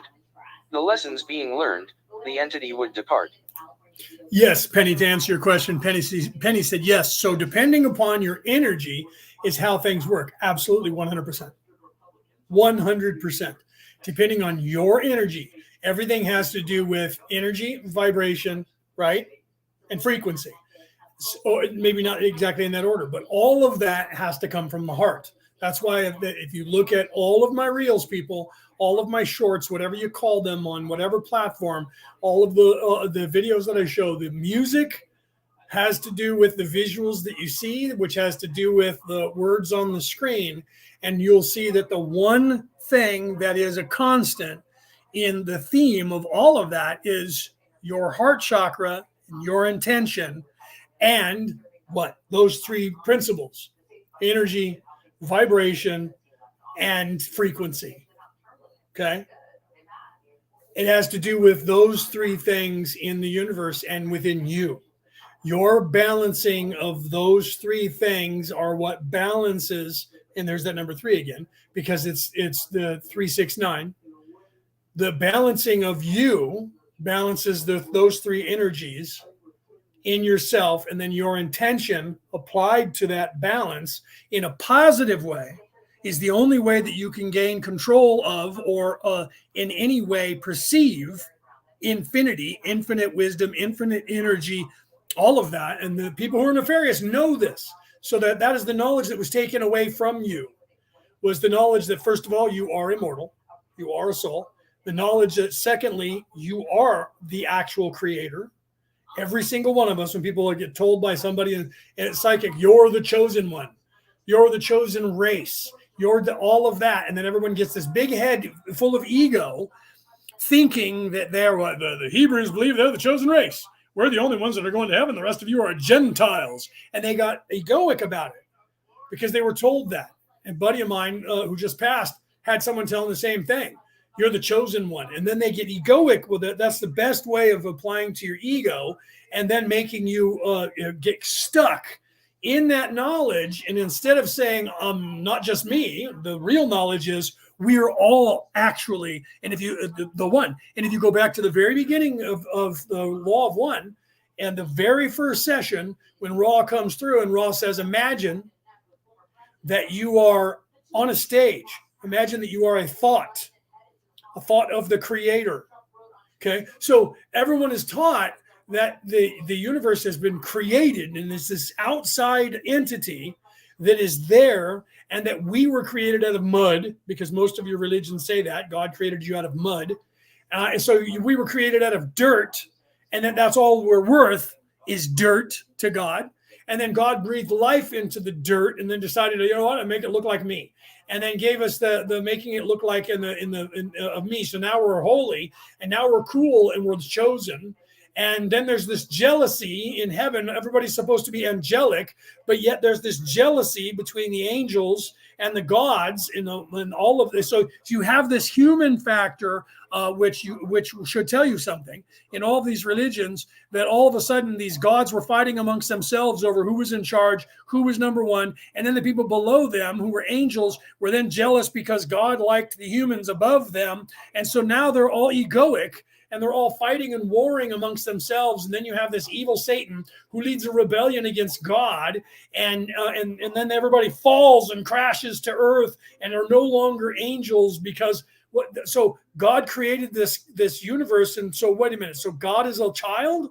Because if that's the case, then God's flawed, and everything there is no perfection because God is flawed. I won't even go down that road as a theologian. That'll take me a while, but I'm not saying that because I believe that. I'm saying that because that's what the religions will tell you. The stories that are being written to you and that you're leading you from all these dusty tomes are written for 10-year-olds, speaking to 10-year-olds. Okay. In fact, the reading level is above 10-year-old reading level. So it might be for for 12-year-olds. It is not written for adults by adults about adult things. It's there, but most of that stuff that is there has been taken out, and only the children's stories are left in. Neither a lender or a baller or a bee. All this 3D information was left in, but everything that is above that in spirituality was taken out. It's part of the modus operandi in keeping you locked into the third dimensional being and thinking that this is reality and this is real, because they can control you here and make money off of you and live like kings, because this is the only place they rule. Does that sound familiar to you? The devil only rules in hell. Okay. So they have to turn the earth into hell, because your job is to turn the earth and all of your illusionary practices into heaven. But you have a free will, you have a choice. But they tell you that gaining that choice, you fell.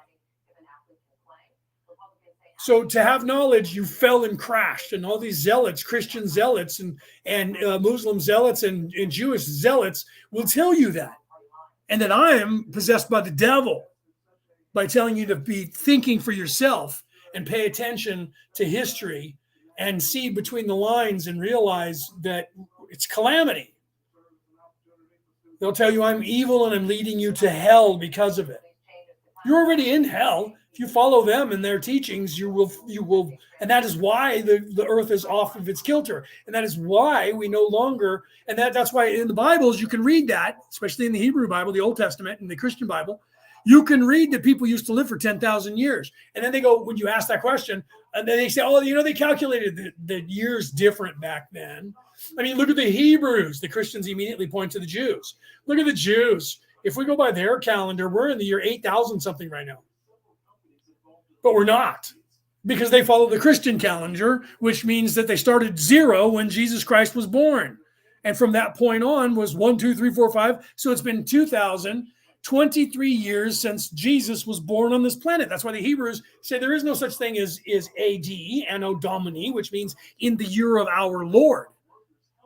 That's why they changed everything to be non-Christian, and that's why BC no longer means before Christ. It now means B, and then they added the E, BCE, before Common Era, and they call the Common Era AD. It's now Common Era because we're in it, so it's common. Even though it's 2,000 years old, it's common because we're all a part of it right now. And that's how they get around that. So that's them trying to downplay the Jesus factor. Why? Because Jesus, like Muhammad, had to be eradicated as much as they could. Why? Because they were teaching you to think for yourself and to have an immortal soul and seek enlightenment. Can't have that. That's why they murdered Jesus, and he allowed them to. And that's why they went after Muhammad. They were going to murder him. And he said, no, I've already had that happen. We already did that once with Jesus. I'm out of here. And he ascended. Okay. I'm not here to sacrifice myself. I'm here to teach. Jesus was here to sacrifice himself. And so that's why he did that. Okay. And so all of that is being done in the corruption of the knowledge. And you can call me crazy and change the channel. One day you'll be saying what I'm saying and you'll go, man, that guy that said that all those years ago I thought was crazy, he actually knew what he was talking about. I've done that. I've been there. I've been the person hearing people talk like me and saying that person is out of their minds. And then one day I woke up. And then I was like, wow. And then all of that starts becoming apparent to us as it dawns on us, as the night ends and light shines, it dawns on you or becomes apparent to you because I start acting like an adult and thinking like an adult. Isn't that weird how all of our sayings actually have to do with enlightenment? And enlightenment means that there is no more darkness, that there is now light, and that you see the light. Jesus, H-tap dance in Christ, I have seen the light. That comes from the Blues Brothers movie written by Dan Aykroyd. Great movie, by the way, funny. Okay, so let's continue here. However, this is appropriate and is a form of aging which your peoples do not experience. The understanding comes slowly, the body complex decomposing more rapidly. 15.9 Questioner, can you tell me a little bit about the definition of the word balancing as we are using it? Ra, I am Ra. Picture, if you will, the one infinite. You have no picture. Thus, the process begins. Love, creating light, becoming love/light, streams into the planetary sphere according to the electromagnetic web of points or nexi of entrance. These streamings are then available to the individual who, like the planet, is a web of electromagnetic energy fields with points or nexi of entrance. In a balanced individual, each energy center is balanced and functioning brightly and fully. Okay, right? Now think about that. And I wanted to point out that like Denise said, yes, Penny. Penny said, yes, because they made hell on earth. Yes. They turned heaven, they turned this beautiful creation into hell, and then they rule it. And then now that's changed. And people think, oh, it's getting worse. Everything's getting worse. It's not. It's actually getting better. And that the proof is, I talked about this last time because I knew where we were going with the law of one. I talked about this last time. The planet is righting itself slowly. We're right now off kilter 23.5 degrees. We were further off than that. And the planet is righting itself slowly. It's wobbling, and wobbling is becoming less and less. And as that's happening, the planet is coming upright. And while that and what is happening is that there's this movement on the planet where more and more and more and more people, 1981 compared to now, 1981 we had 2.7 billion humans on this planet. Right now we have 7.8 billion. I'm told that it's more like 7.9 and a half now billion people on this planet. And the majority of the people, it's 85. What is the rest of that? 15.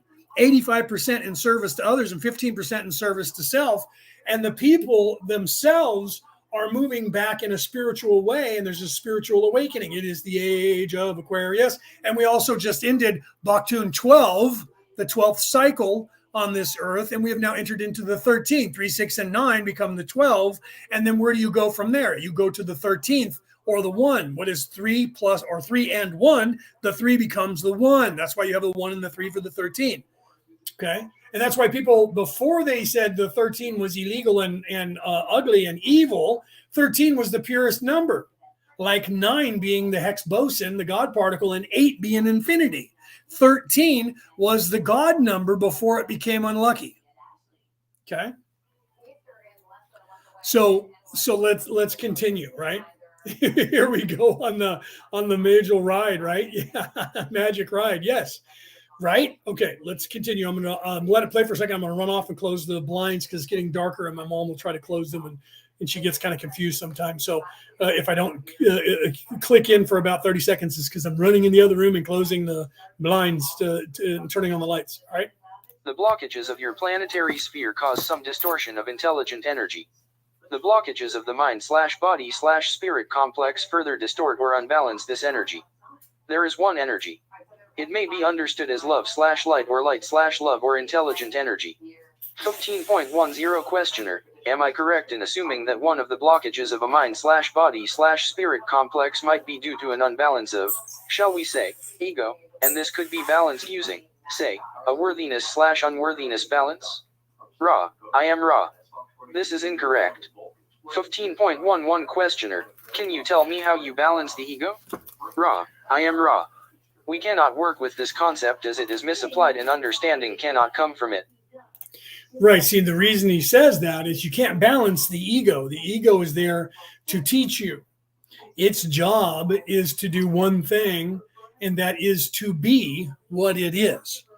And we are supposed to learn from that and learn to control the ego and then rise above it. Let's see what Ra has to say about that. 15.12 Questioner: how does an individual go about balancing himself?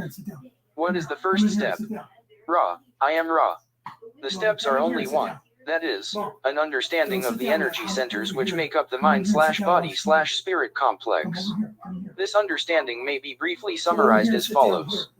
The first balancing is of the Makath, or Earth, vibratory energy complex, called the red ray complex. An understanding and acceptance of this energy is fundamental. The next energy complex which may be blocked is the emotional or personal complex, also known as the orange ray complex. Okay, sorry about that. I don't know if you guys heard me. My mother decided she heard me in here in the dining room and she brought her soda in and was going to sit down at the table because she just came back from the bathroom and I was talking. So it got her attention. So I had to escort her back into the living room. So literally now we're starting to get into the explanation of balancing the chakras, okay, and the energy fields within ourselves and collecting that. So they went and he moved from the ego to the balancing of the body and what that will, and we'll get into that, right? What that will do with the ego. So let's continue.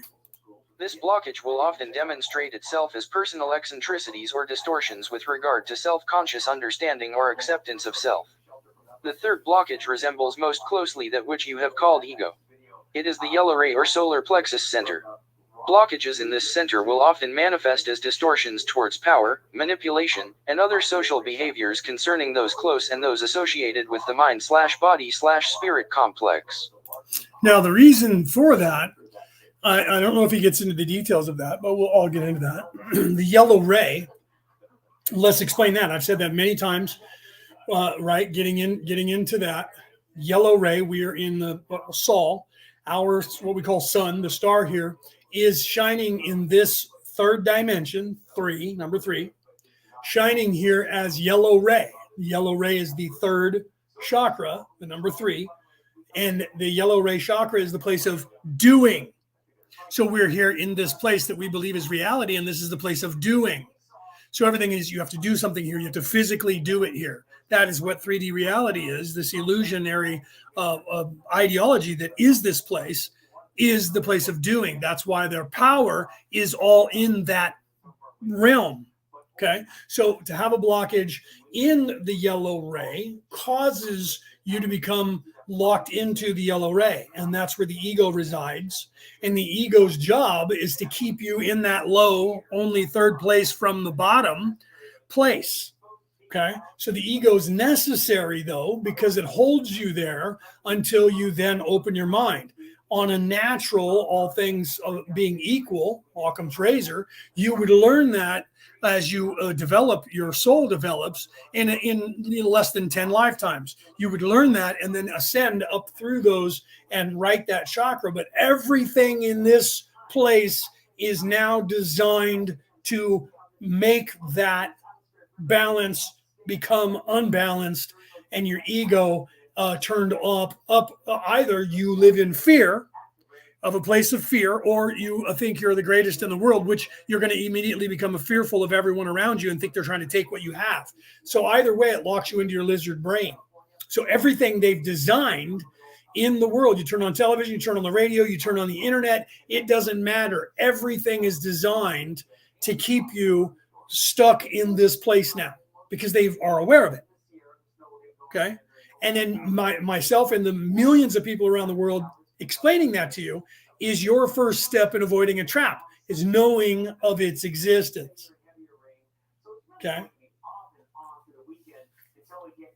Yes, Denise said, but ego can be an issue if your heart chakra is blocked too, correct? Yes, that's the problem, is once your yellow ray, or you're stuck in the yellow ray, becomes blocked, it unbalances all your chakras. Okay. But the thing is, if you then, because how does your heart chakra get out of balance? It's always because you start becoming in service to self, not others. Do you see? So everything is related. All of your chakras are related to one another, and your mindset is what you feed. And that goes back to the Native American, which wolf do you feed, or the angel on your right shoulder and the devil on your left shoulder? Which do you feed? And that aligns your to open your heart chakra. You can only be in service to others, and that will then bring everything back into balance, and it will balance your body, and that rises your consciousness. It raises, and this goes to what Penny was saying. Now we're going down that magic ride, because that unlocks and opens in you knowledge, access to knowledge, and then eventually access to infinity, infinite knowledge, infinite wisdom, infinite love, infinity itself, and all the things that I've been teaching all of you, and that you guys all already are learning on your own from other people as well. Because that's those of us who know this throughout time have been showing you this and trying to teach you this. So if you are in any way locked into the ego, the yellow ray chakra, and you unbalance that by in any way allowing the ego to either make you live in fear, and the ego uses the mind to tell you things to make you live in fear, or you're living in fear because they're selling it to you on television, on the internet. Look out, this person's trying to kill you. They're trying to take away your rights. They're trying to do this and that. All of that is designed. This is where it goes back to that part of when I was talking about politics, and some people probably left and turned off, is their design, and they know about it. And that's why I was talking about that before, knowing we were going to get to here. So that's why I tell people, when you think I'm rambling, you're going to find out if you wait long enough. That's why Hamlet did that. In Hamlet, Shakespeare did that, where Polonius was talking. He was talking too much about parables, and the queen was getting impatient. And he said, "Dear madam, please be faithful, and you will see my point." Because he was trying to explain it to her, and he was going in a roundabout way, and she understood it and was getting annoyed because he was taking too long. And then he didn't know that. And so when he said that to her, she didn't get mad at him, because she realized that he didn't understand that she actually already got what he was saying. And she was like, get to the freaking crux of it. And some people do that without saying that to you, and some people will stop you. That's why I liked Colonel O'Neill's character in Stargate SG-1, because he didn't want to listen to all of that. And the good characters, they always do that. They did that in CSI New Orleans as well with King, where the nerdy guys would start telling you everything like I do, giving you all the details, and they go, okay, just give me the what is it about? Just tell me that. And so people try to do that with me, and they get annoyed because I'm trying to give you all the information on the tools you're going to need. Because if I just popped off and said, literally like Raw is saying now, 90% of the people listening to Raw would not understand what Raw is saying. Okay. And that's the truth of it. That's why. Right. And so then he says that you're not rambling, you're explaining what Raw is saying and getting at it. Right. So but that's my point. And that's they show you that in the stuff. So not everything is bad. You have to realize that everything is 50-50. But if you're not paying attention, then the ego will start getting stroked in some way. You'll either think you're the best on the whole planet, you're the chosen one, or you'll live in fear. And fear is what they're selling, because they don't want you to be trying to take over the world, because that's what they're trying to do. So they're trying to sell you fear. They're trying to keep you in that mindset, keep you in that ego, and keep the fear coming.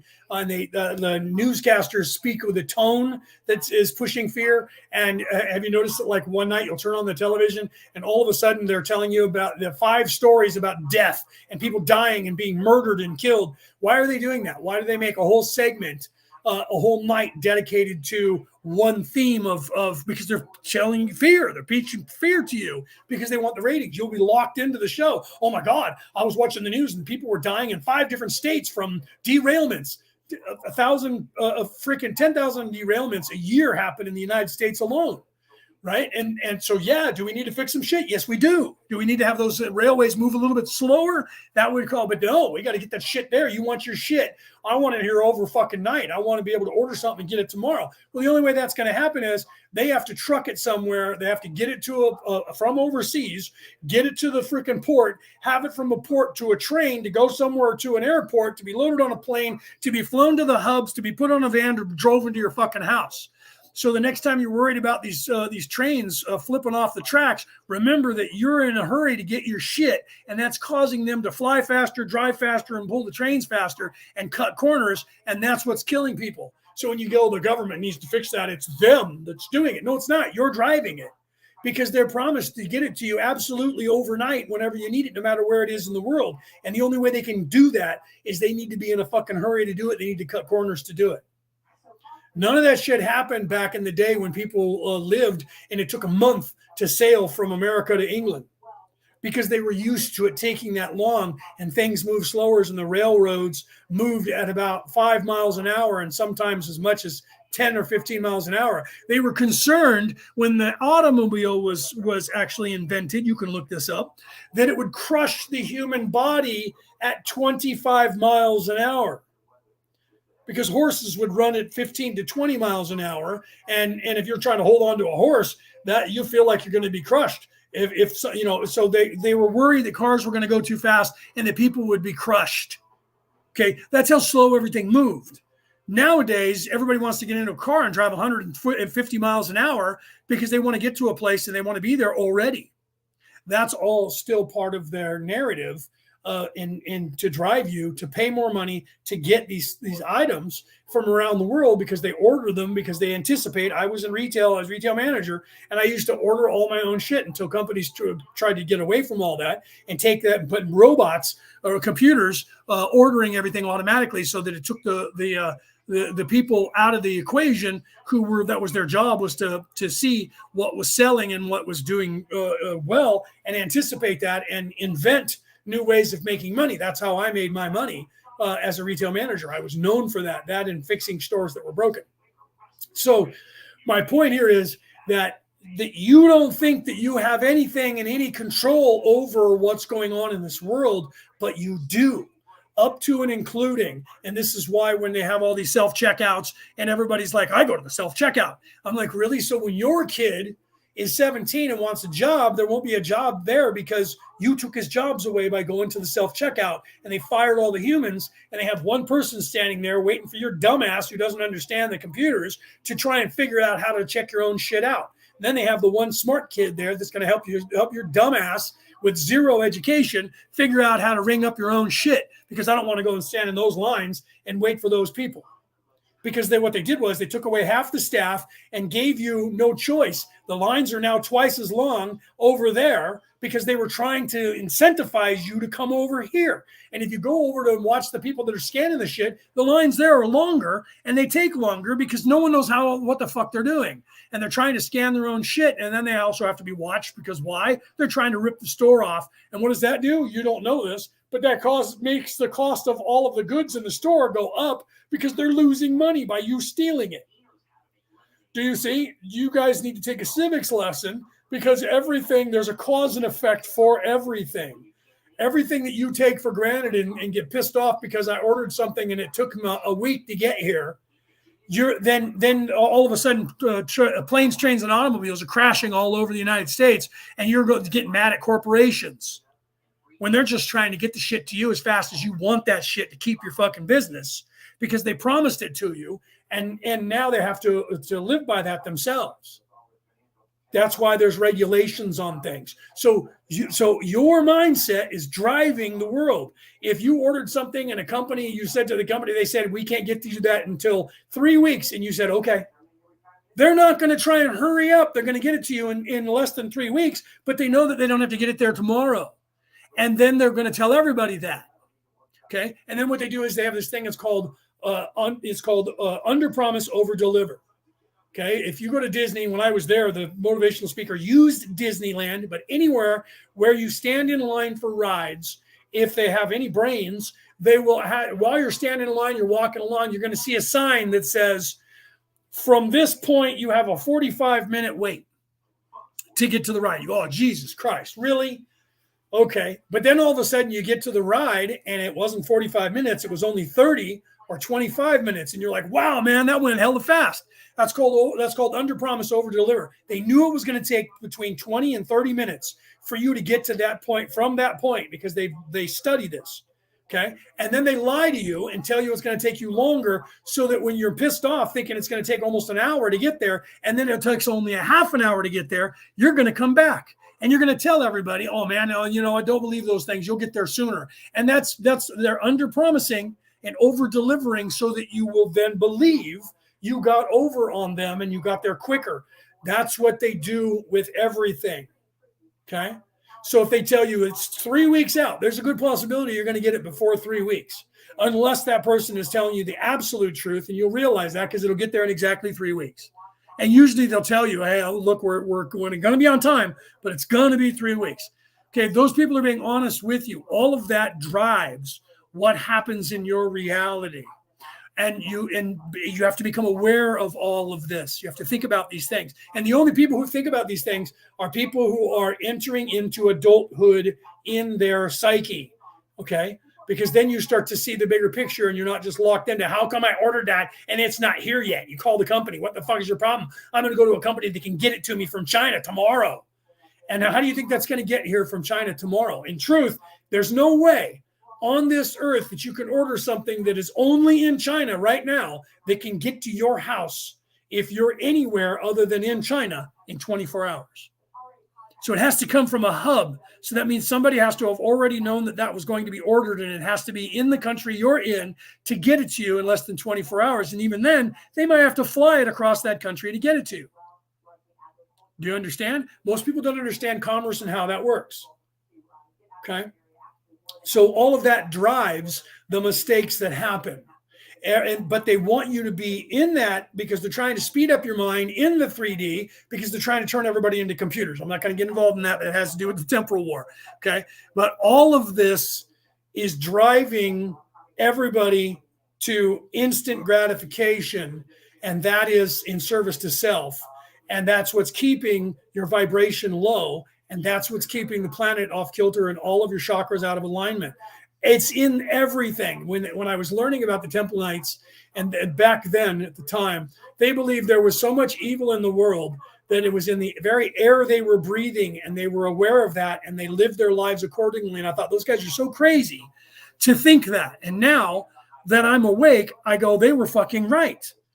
They actually understood 2,000 years ago, 1,000 years ago, that everything was designed to corrupt your soul. And in doing so, it corrupts your body and your chakras, and that corrupts your energy. And that affects how long you live because it makes you unhealthy, and unhealthy people die earlier of diseases. When you are not lined properly, when you are not balanced properly, your life expectancy is less. Those people who live as Lao Tzu said, when he said those people who can create their own illusion and live in that illusion will find the way to heaven. He was literally giving you the secrets, the tools that tell you if you're aligning your chakras properly, you will live longer, but you will also find your way to heaven and back to the source because you're living your life that way. So when I was knighted, that is being taught currently. And the reason, going back to John Paul,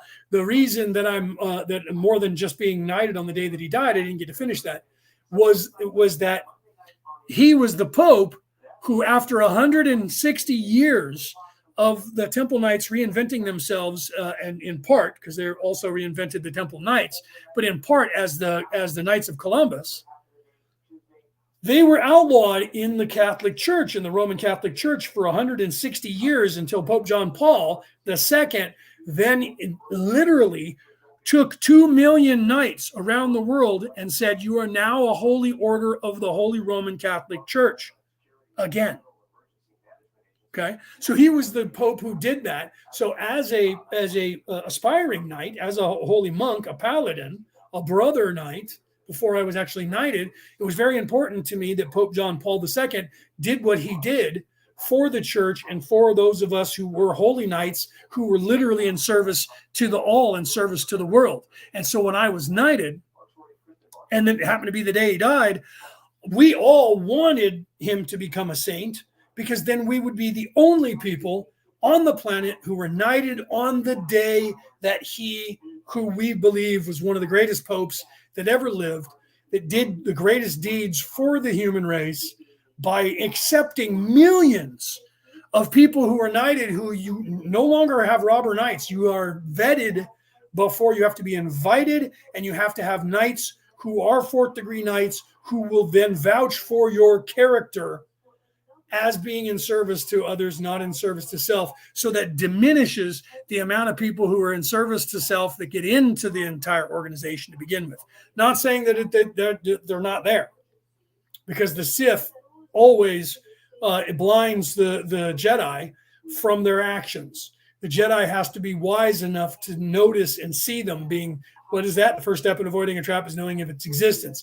And it's only the most wise, like Yoda and Mace Windu. That's why they had to kill Mace, because there was 4 on the council of the whole council of 6, 8, that were in fact wise enough to see what was going on when they looked. But you had to know what you were looking for, and Yoda was really good at that. That's why they tried to kill Yoda. And that's why he went into hiding and became the last of the masters, who was then teaching from that point, teaching Luke, and then Luke and Leia, and that whole part of the storyline. Okay. So let's continue with what Ra's talking about. However, the balancing of the chakras is vital, and none of the other chakras can be in balance. If one is slightly out of, you can live with them. But the two that are the most important, being the yellow ray and the green ray. The green ray is the heart chakra. The yellow ray is the chakra of the solar plexus. That we live on the third planet from the third ray, yellow ray sun, in the reality that is three-dimensional, third density. So that is prevalent to us in this place. And if it's out of balance, and you listen to that, and you have that out of balance, then your heart chakra automatically goes out of balance. To balance your heart chakra is to balance all of the other chakras. And that's what they wanted you not to know and not to do, because the one thing you have to know about is the heart chakra. And that's why the Star of David is literally a 2D rendering of the heart chakra. The 5-pointed star, the pentacle, is the same thing. Okay, that's why you see that in most of my posts. You see the heart chakra, or you see that image of that. I forgot what it's called. There's a name for the heart chakra. When it is crystalline, when it's balanced properly, it literally becomes a diamond. It literally starts to crystalline and become a diamond. All your chakras do that throughout your whole body. And I knew a person, I don't know if she's still alive. She had a brain tumor. I don't know if she's still alive, but she would literally secrete. She was like the vampires in the movies that they did, where they had the team vampire and team werewolf, where in the sunlight they would glisten like they had diamonds. She was doing that and secreting it in her tear ducts. She would take her hand and hold her hand, and the sweat off of her palm of her hand would literally have a glimpse of light like diamonds in it. Because as you align your chakras, that they become crystalline, and that plays on the light and reflects the light like a diamond. Okay, here we go.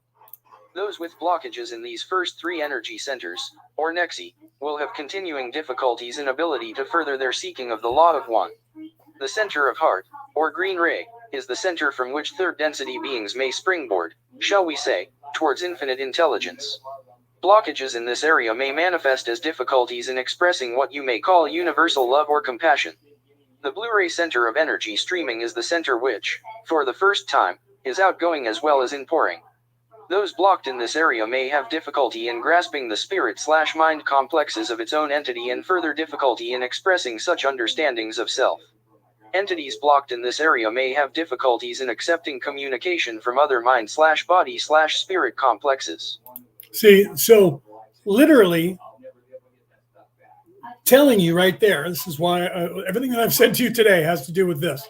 Literally telling you that in this place, if you springboard, you can springboard. If you balance your heart chakra, that will balance everything below that and help you to balance everything below that. And when you do expand the heart chakra, then that will help you springboard quickly up through the rest of the chakras. But you have to get the love part down. And yes, Denise said, my dad always said, take your time, you'll get there, especially when waiting for a table at a restaurant. My father was the same way. I do that, and it drives people crazy. My ex-wife was always in a hurry to get somewhere, and I would always say, why don't we just leave earlier so we can take our time and not worry about it? And then I would also say, she'd be like, oh my God, if we don't get there, we're going to miss the movie. I'm like, no, we're not. Movie theaters start a movie, and if it's a big blockbuster movie, it's going to be in like 2 or 3 and sometimes 4 theaters, and they're going to start one either every 15 minutes or every 30 minutes. So if you're trying to get there at 7 o'clock and you're in a hurry and you get there at 7:15, chances are you're only going to have a 15-minute wait for the next movie. Because if you're going to a movie and they're only showing it in one theater, okay, then you need to plan ahead and make sure you're there 15 to 20 to 30 minutes early, unless you already have your tickets, right? I'm a Virgo. We plan that shit out, right? I'm not going to rush in and try and find a seat in the dark and end up either down in the very front or up in the back.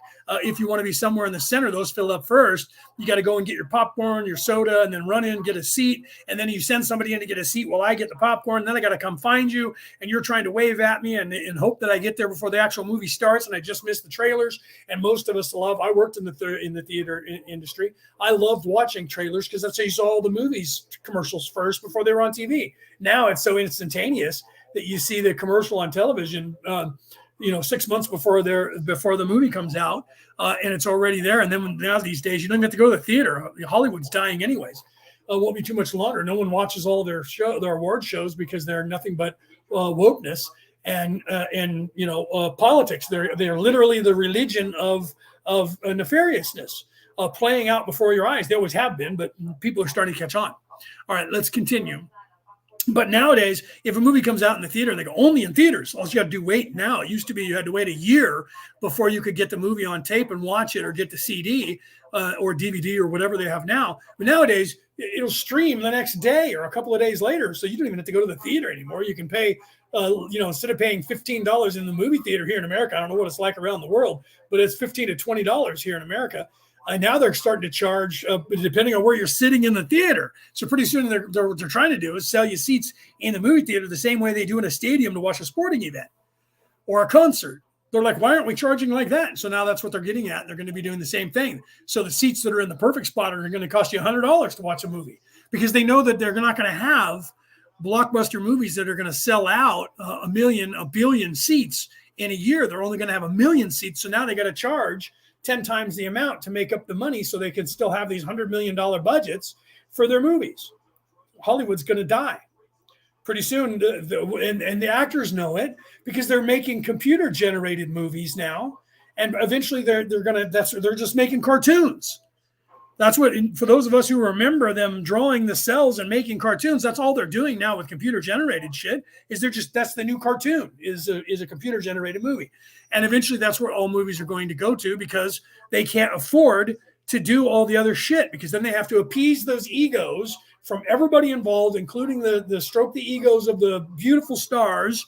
And they all have to win awards because everybody has to win an award now because it can't be a competition. So some people get pissed off because they don't win the awards, and then they have to buy into the people and appease the people that are in charge, which are old cronies who never were in the industry and are has-beens in the industry, who are then, making you their slave. That's the cabal all over again, making you their slave and pimping you out and having sex with you so that you get an award. I mean, let's be serious. Talk to those people in Hollywood. They'll tell you the producers fuck you. The directors fuck you, the writers fuck you, and then the people that are giving you the awards to make you even more money, all of them are raping you. They're sucking your dick, fucking you in the ass, or raping you as the females, making you suck their dick. Pardon my American and my crudity, but that's the truth of what was going on and has been going on. The Me Too movement in America started because one brave woman stood up to all of that, and then other women started following in line. And then it took another 2 years before men started standing up and saying, you know, I'm having the same thing happen to me. And because, you know, these same people that no one knows about are either gay or bisexual and all that shit's going on. But then they quieted that down as fast as they could. That whole thing went to sleep in less than 5 years. They needed that to shut the hell up because it was exposing too many of them. Think about all of that. It has nothing to do with politics. Politics is a religion. And to know that is the first step in avoiding that trap. All right, let's continue. So balancing your heart chakra balances all those chakras below that and allows you then to springboard upwards in your development quickly. This is what Ra just said. The next center is the pineal or indigo ray center. Those blocked in this center may experience a lessening of the influx of intelligent energy due to manifestations which appear as unworthiness. Okay, now you notice though, he went from the heart chakra and skipped over the throat chakra to the pineal gland chakra and called that the next center. Okay, that's an important analogy. All the chakras are the major arcana, but within those, the first, the third, the fifth, is that the fifth? The fourth, the heart chakra, yeah, the fourth, and then the sixth. Those in that order are centers of the major arcana, and then the one above that, which is outside the head, which is they don't have a name for that one, and then there's some description of color that changes depending on where you are in the world. Some people show it as yellow, some people show it as white, some people show it as another purple color, but more of a pink hue to it. So there's some changes there as to what that light is. But by the time you get there, it doesn't matter anymore because that's the light of the universe. That's the logos. That's the pneuma. That's being. And then that's really when you start getting into the seventh, going into the eighth dimension or density. And we don't know what that looks like here because they don't communicate with us because that's at the end of our octave. The lowest octave ends at the end of the seventh. And then there's a whole nother octave that goes 8, 9, 10, 11, and 12. Do you see? So the first goes 1, 2, 3, 4, 5, 6, 7. And then 8, 9, 10, 11, 12, 13, or the 1 is the other portion. Okay. So it's not 7 and 7. It's actually halfway through and halfway through. So it would be 6.5 and 6.5. I know that doesn't make sense to you right now, but those of you who does make sense to, you're going, oh, stellar. That's beautiful because it does. Because 6 and 7 is 13, right? But that's because the two halves are on the other side of the other octave. So, but it literally is halfway through the sixth is the end of where nefariousness can get. So that's where that ends. And so that other half of the seventh, for those people in service to self, then becomes the in service to others section before they move to the 8. So it's 6.5 and a 6.5, which makes number 13, which is the 1, which is 1 and 3. The 3 being you and your intention, and the 1. So that's why it's 1 and 3. It's not 4 and it's not 14 and it's not 3, 6, 9, 12, and then 3 more being 15. It's because you become the 1. The 3 becomes the 1, so you have the 1 and the 3. I know it sounds really weird and it's almost backwards, but when you get here in your development, it becomes perfectly clear to you. It's like when I said to Jacqueline Taylor when we were doing the 0 point, and I wanted to do the after the 0 point, and some of the people that were producing it with me got angry with me and went, "It's the same thing," because they didn't get what happens. And when I was talking to Jacqueline, and I said, it's 6, 3, 9, 12, but adding the other 3 doesn't become 15, it becomes 13. And that's because of the 0 point when you go through the 0 point. And that's when Jacqueline said to me, that's because you become 1. And I was like, right. And she's like, the 1 and the 3 becomes the 1. She's like, oh my God. And she was like, but they don't get that, do they? And I'm like, no. And that's also why they use the 1 and the 3 to make a a heart and a smiley face when you're typing. By the way, it's the 1 and the 3 that you would use, and that is showing people a heart, and the heart shape is what going into 1, coming from 2, or the 3, the triad, up and around and down to a point, becoming 1. That's going through the 0 point and becoming. And that's where you become. And so in science, it's got it all upside down. And they say 0 point. The 0 point means the lack of all movement and energy, void. And so as long as they think that, they'll never get it in the universe. They can't, because they have no idea what that means. And so they think that the lack of everything in this reality means nothingness. And we don't tell them, because when we try, they say we're crazy and don't know what we're talking about. And we're okay with them thinking that, because they're not ready to know that. And that's what Nikola Tesla was referring to when he said, I actually love Einstein and all of his constituents, because Einstein's erroneous theories were so full of folly that it led all the scientists astray down his road and not down the dangerous road that I went on.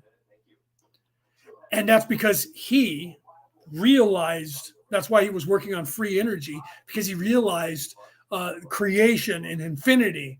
And if the scientists who were in service to self were able to access that knowledge, that's why he also said, and I have these memes and I haven't put them up yet, but you'll be seeing them, where he said, in fact, one I do have up already, that he said that universal, true enlightenment can only be achieved through universal enlightenment.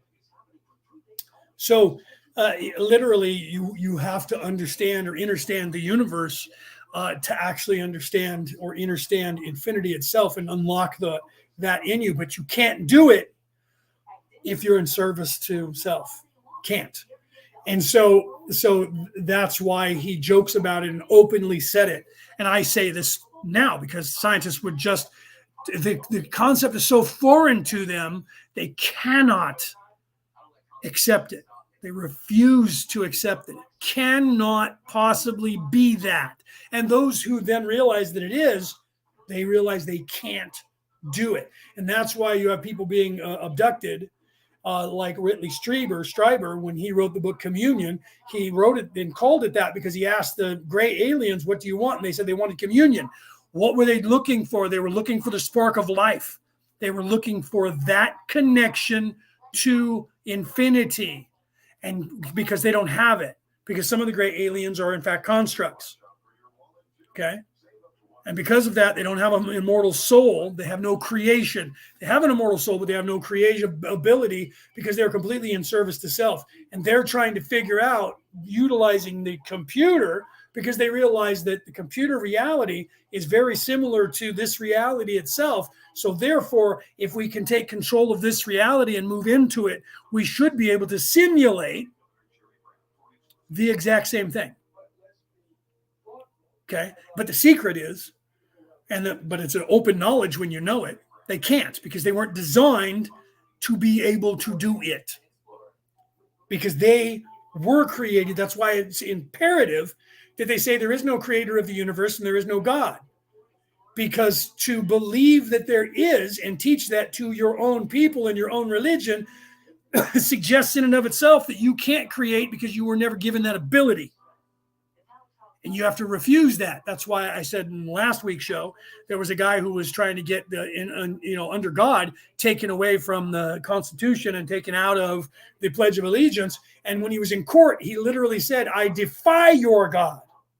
Not, I don't believe in your God. Not, I don't believe your God exists and there is no God. I defy your God.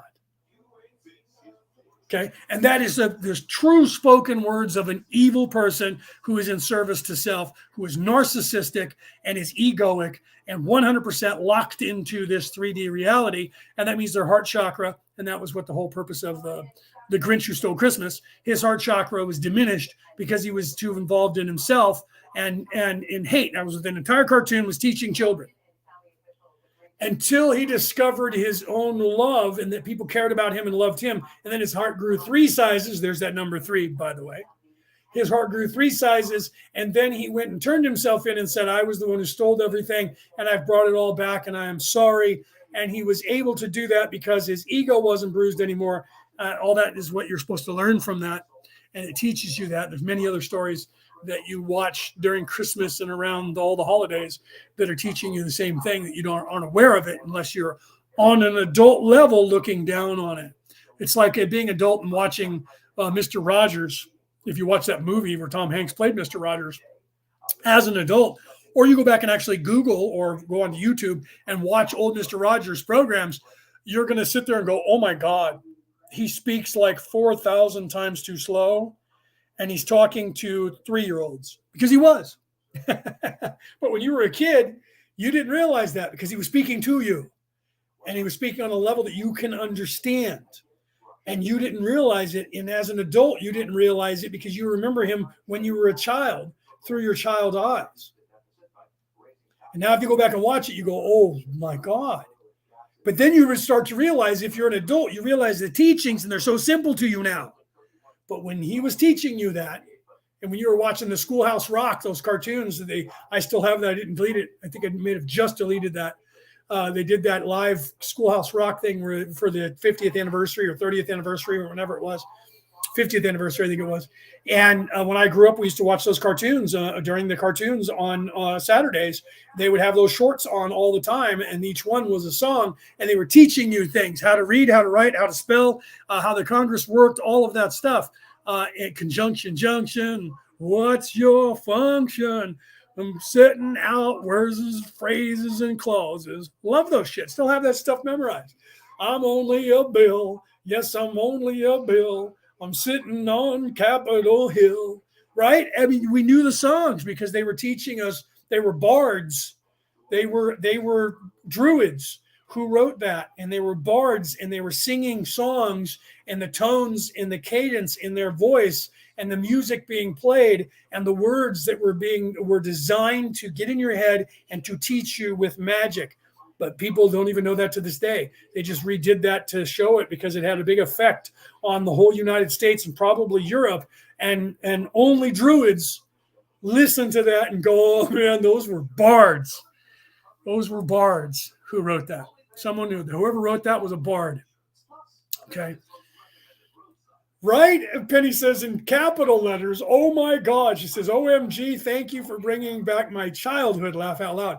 Because you don't know it. It's in your head.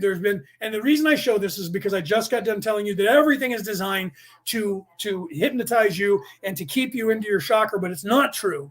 But that is happening. But you have to realize that there's a 50-50 equal opportunity for everything. But the problem is we don't see the positive and venerate that because we're programmed to pay attention to the negative only. But there's people out there that are giving you the positive as well. You just don't know about it. And it's getting into your head through what we call osmosis. Okay. It's getting into your head through osmosis. That means it's there. It's getting into your subconscious because bards are teaching it to you. I tell you this all. I have bard training. I tell you this. I've been in singing and in music my entire life, and I'm doing it right now to you. I'm hypnotizing you. I'm using the tone of my voice, the cadence of my voice, and the words that I use and the analogies that I use. And I'm giving you information that is getting into your brain, that is getting into your immortal soul. And if you are a person in service to others, you're going to accept that. And you're going to see it for what it is. And you're going to see the truth and realize it. Like Penny said, you know the difference. And if you're a person in service to self, you're going to be fucking hating me quickly. And you're going to leave. Every bit of my vibration, every bit of what I'm doing is far too upbeat. It is far too chaotic in your life because your chaos is order for you and my chaos is chaos to you and my chaos is order to the universe. And it is anti everything that you stand for unless you're in service to others. Do you see? So I do the same thing and I do it on purpose. And I told you about that. You know, there's one person who caught it because he's into hypnotism, and he caught that. And I'm not the only one that does it, so I'm not trying to say I'm the only one that knows this. Okay, Jesus Christ knew it, Muhammad knew it, all the best speakers on the planet know it. and they speak to you in a certain way. That's why the Bible was written in a certain way. And that's why when we were talking last week about the book, where is it here? I have it still sitting on the table. What did I do with it? Oh, I moved something and put it on top of it. I put the mail on top of it. But the book that was done in the style came through. Raw came through in the scientific style of verbiage to Dawn, because Dawn was a nuclear physicist, and because I was going to be a physicist, and I have many years of scientific and physics training. I'm able to understand what's being said, but because I'm also more awake than I was the first time I read the Law of One, I'm more inclined to be able to interpret even better what Raw's saying. And that's why when people say to me, what makes you think you know what Raw's talking about? Because I know more than what Raw could tell you in 1981. I know more than what Raw could get across. But Raw was getting it across, but it didn't come through because Dawn did not understand it. So when they wrote the books, the information is in there, but you have to have the eyes to see it. Okay. So when I was talking about the book OAHSPE, that book is channeled in the 1800s in the style of the writing that you would read in the Old Testament in the Hebrew Bible. And that's the way it comes through. Certain ways that you write. That's why the cadence in my books, when people read them, if you're locked into the 3D, I'm going to drive you nuts with my grammatical errors in my books. And I also have spelling errors. But a lot of them are done on purpose. And I say that now. There's a few. If you look at my different reels, there's a few. There's one that has 4 spelling errors in one, and that's the one where the guy's walking down the road and it's saying talking about that, and there's 4 words. Denise, you saw that. There's 4 words that are spelled wrong. Those words are actually spelled right. They are the wrong word in that sentence for that sentence. So if the word that is trying to tell you in that sentence is what you're looking for being spelled properly, it is spelled wrong. But that word is actually those 4 words are correctly spelled. If you look up those words by themselves out of context in a dictionary, and you will see that those words were literally a code telling you more enlightenment than what the words in that thing were telling you when you read it. If you read my books, you're going to find that those things are happening as well. And if you look in there, it's rare that you're going to find where I missed and a word is actually spelled wrong, and there's not another word that has a definition of. And those are few and far in between. But most people, with the grammatical errors and the way that I speak in the 3 books that I've written, there are codes in those books that you're going to get spiritual things, but you have to have the eyes to see them. So that means you have to have the knowledge to hear them in your head, and that means you have to be able to interpret them, which means you have to be in a certain place. And I did that, and most people read them, but when they read like the Law of One, I'm sorry, not the Law of One, the Ancient Aliens, it's written literally in a 6th grade reading level. And I had somebody get mad at me and go, "This looks like a 7th grader wrote it." I'm like, show me a book that didn't, unless it was scientific research, that wasn't written that way. And I'll show you a book that was written more than 100 years ago.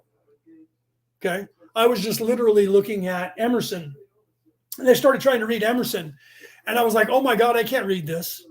This must have been written 100 years ago or more, because this was actually written in a way in the verbiage. And most people say, well, it's a very knowledgeable way. I'm like, no, it's not. These are the words of rich people.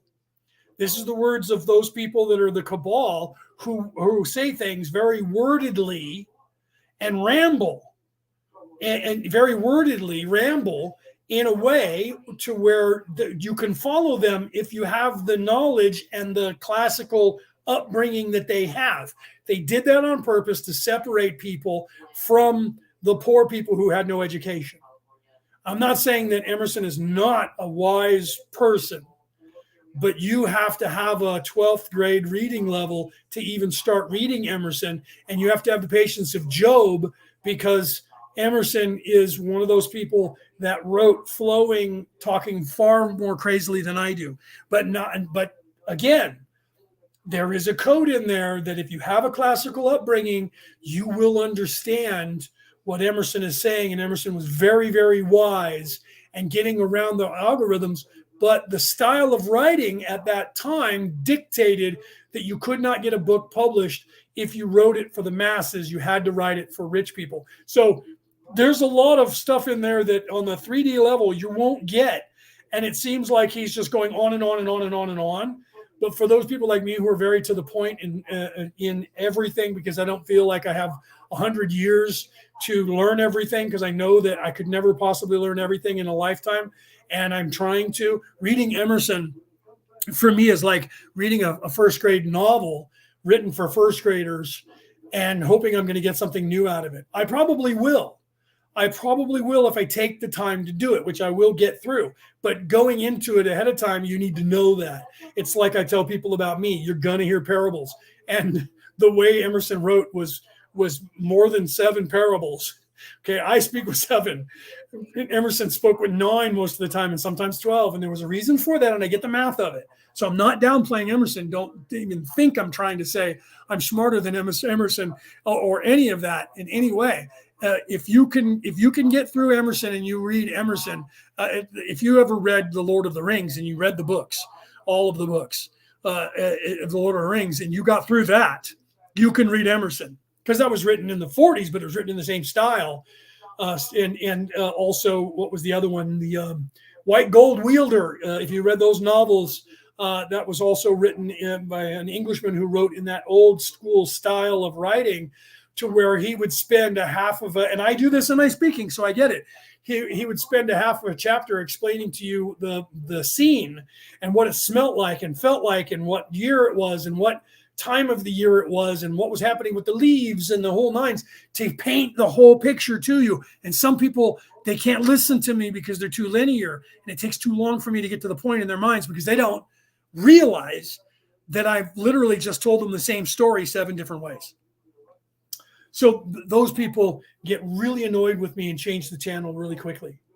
And that's because I didn't hit their way of learning in the first 2 or 3 parables. They happen to be down on the list, and I switch those when I talk. So sometimes they could pop in and go, oh, wow, I kind of get him. And then all of a sudden not get me, because I flip-flop back and forth, and I do that because sometimes I start at a high level and pull you back down, but most of the time I'm starting at a low level and pulling you up. But even at a low level, people still learn 7 different ways. So I try to go across these things quickly and try to pull everybody up. But I still lose people that are very low vibration. And then even the high vibration people that can't wait for me to get to the high vibration. And Emerson does that to me, is my point. Emerson, when I read Emerson, I go, oh, man, I know where you're going with this, but I know I have to take my time and be faithful and wait. And so I will get through Emerson's book. I forgot which one it is now. It's over in my library. But it's one of those that I have to take my time with, because I know I'm going to catch a bunch of shit that he's saying with all of these different parables, and then realize the differences and know that he's getting into parables, but he's also they're in our codes. He's very smart, and I see that. And so it's hard. So if you start to read Emerson and you don't get it, don't get annoyed. Just wait. Eventually you will learn in your upbringing. You will get to a point where you'll start to get Emerson. But if he thinks you think he's babbling or just rambling too much or moving, it's the style, and you're not used to that in modern day, because they stopped using that style and changed the way that they spoke. So it's like the Bible style from 2,000 years ago, and the Middle Ages, and the style from the 1800s and 1700s, and now going through the changes we've gone through in the 30s, 40s, 50s, 60s, 70s, 80s. We've changed a great deal in a short period, and so the psyche and the verbiage is completely different and evolves very rapidly in this modern day, because we're condensing everything and things are happening very fast. All right, let me continue here. I know that may have not made sense to some of you, but some of you went, wow, okay, I get that. And that's will help you to understand me, but it'll also help you to understand when you're reading older stuff. Time periods dictate a certain verbiage. Reading, for instance, if Cassie was here, reading the Necronomicon, the version that she and I have, is written from the Moldekian script from 5,000, 6,000 years ago. And the verbiage that they used then for casting a spell would be a whole chapter for one spell. And we have now condensed that. And I teach people how to condense that with your intentions, where you don't have to venerate 400 gods before you can cast one spell, and you can consolidate your stuff into one single word, an entire concept. We've evolved to the point of understanding or understanding the concept of concepts when it comes to all of that. And so if you literally track the vibration of the people then, they were a lot simpler and more childlike than we are now, because they were further away from the light. So it took a lot more for them in their understanding, and they had to have longer drawn out processes. In fact, one spell in that book would have taken 3 months to do, not a joke. Okay. And now I'm not saying that those spells have more power than the ones today, because we can get a spell done in a half a second. And I'm not saying that ours are better today because we can get them done in a half second and it doesn't take 3 months. The effect is the same if you know what you're doing, the difference between magic with a K and magic with a C. And however, we have learned over the different years to improve upon, and I've taught this for many years, 30 years now.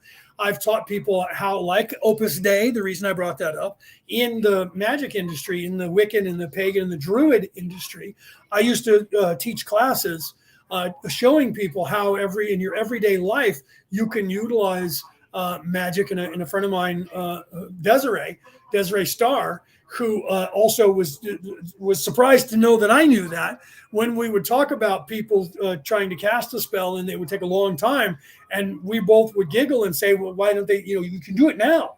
She was a Wiccan priestess, or still is, and realized the same teachings, that you can literally, and I teach people this even today, an entire concept, you get the whole concept, you can write it out ahead of time if you want. And I teach people that as well. I'm a really good spell writer, by the way, a spell weaver, a spell caster. And I just showed Cassie that just the other day. So did Peter, GV, when he and I decided that, because Cassie was saying that this woman who was there, and some of you in the crowd know that because you've talked to her, who was there was causing issues. And I was like, she's in service of self, man. That's nefariousness at its best. And she was like, I need this to stop. And I was like, well, I'll fix that. And literally said, I'm going to cast a reflect spell and an expose spell. And Peter GV jumped in and said, I'm doing the same thing. And I said, and Peter's got your back too. And literally in that day, her entire scheme came unraveled before her eyes. And Cassie at the end of the evening was like, oh my, everyone now sees her. And I'm like, well, you're welcome. And literally, we did that in a second. It didn't take us a month to cast a spell. We didn't have to wait for a new moon or a full moon. Not saying that you can't and shouldn't do those things. For certain things, you have to do them right. And I teach that too. We teach starting from the beginning. I was talking to Cassie about that and showing her how I used to teach that, and how you can literally detect casting as a bubble, a circle, and teaching people this.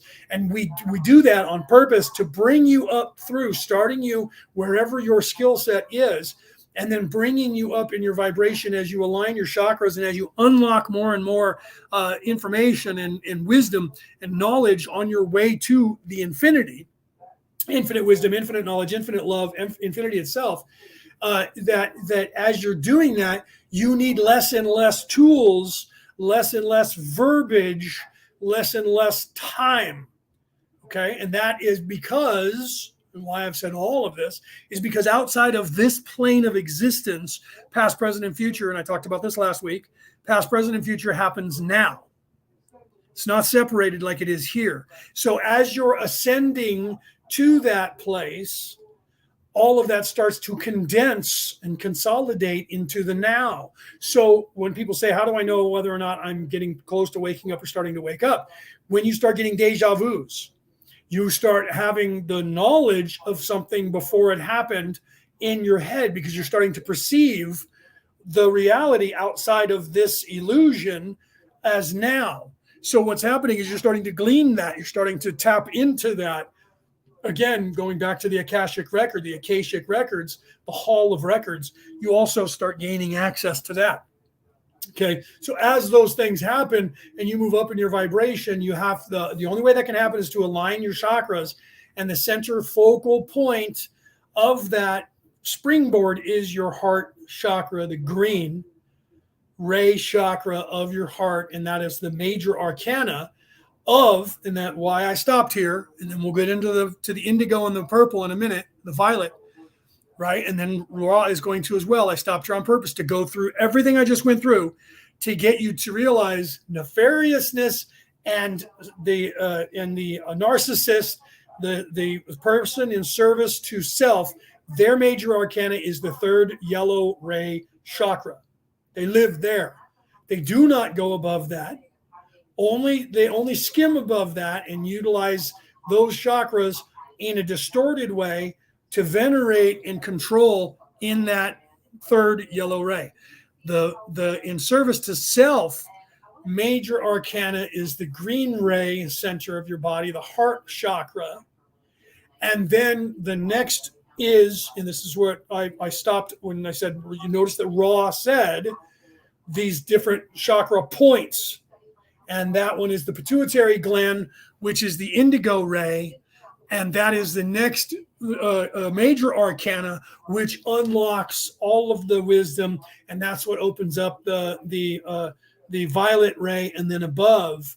And that's where you start expanding out to the universe. And that's why the springboard is the heart chakra, because when you go from the yellow ray and you move into the heart chakra and start expanding that quickly shoots you into the pituitary gland, the third eye chakra, and opening and getting those two quickly, everything goes back. And then if you count the chakras, you're in the sixth. Halfway through the sixth is as far as evil can go, and they have to change their ways. But they don't have to then go all the way back down and move all the way up on the positive side.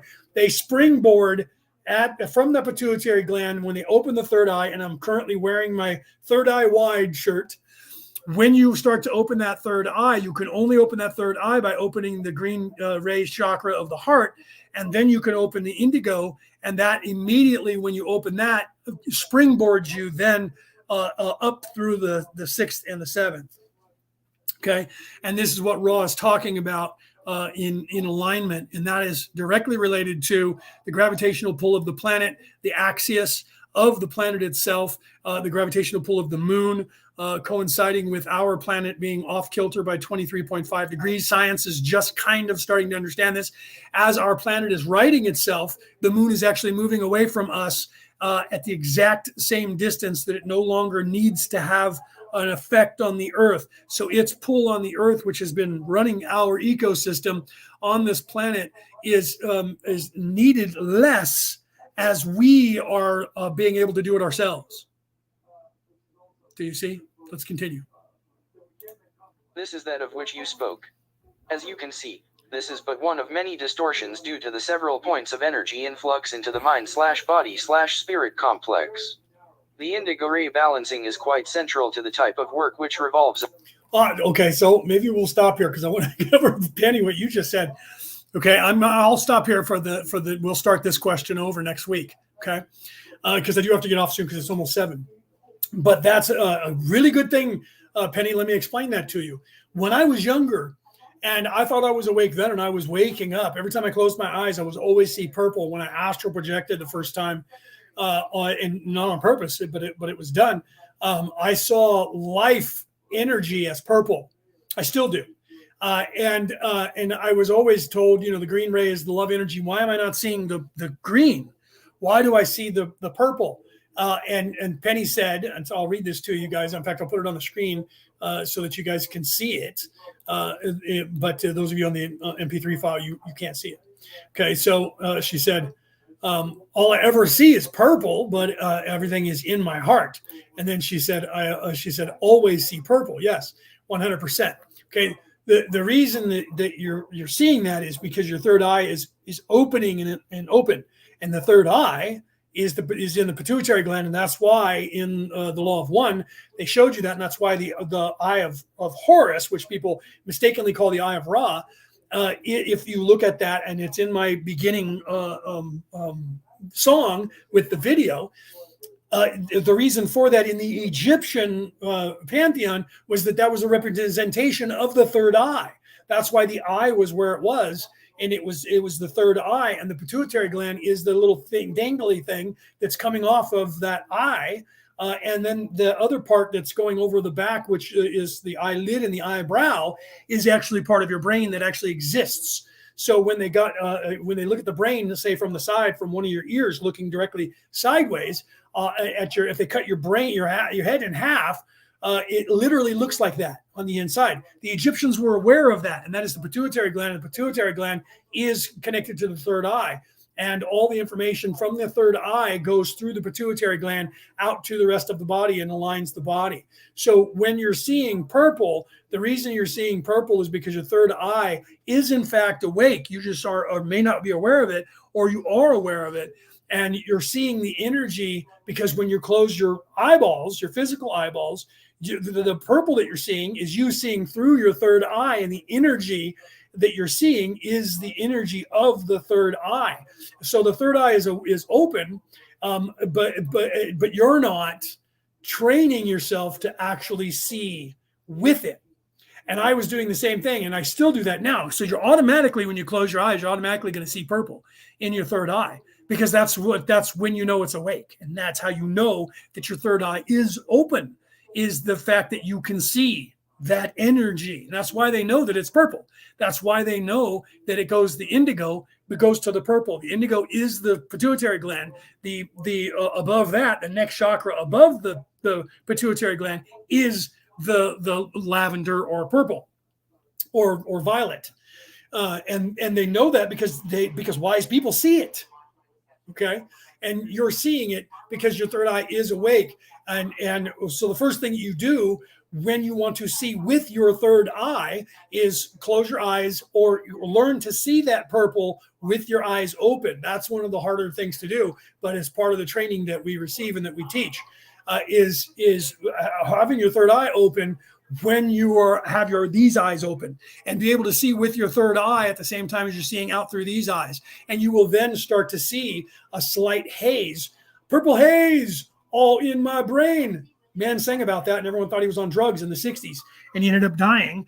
Sang the song called Purple Haze, and everybody thought it was only about purple haze, the acid that he was taking. But it was about that. He was utilizing that so that people who had a higher understanding realized, yes, Jimi Hendrix, Denise, yes, Jimi Hendrix had a very high understanding of what he was talking about. And so when he was saying purple haze is in my brain, he was using the purple haze to unlock the doors. That was the third eye, and he was seeing. That's why they called it purple haze, by the way. It wasn't just, they colored it purple on purpose, and it was called purple haze because it unlocked your third eye.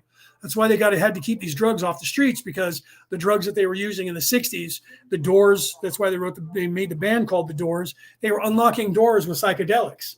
And you can still do it with, DMT and ayahuasca and stuff now, and even THC if you get it at a high enough level, above 100 parts per million, or somewhere between 85 and 120 parts per million.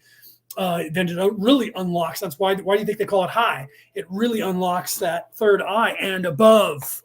Okay. And people are doing that now. LSD. Yes.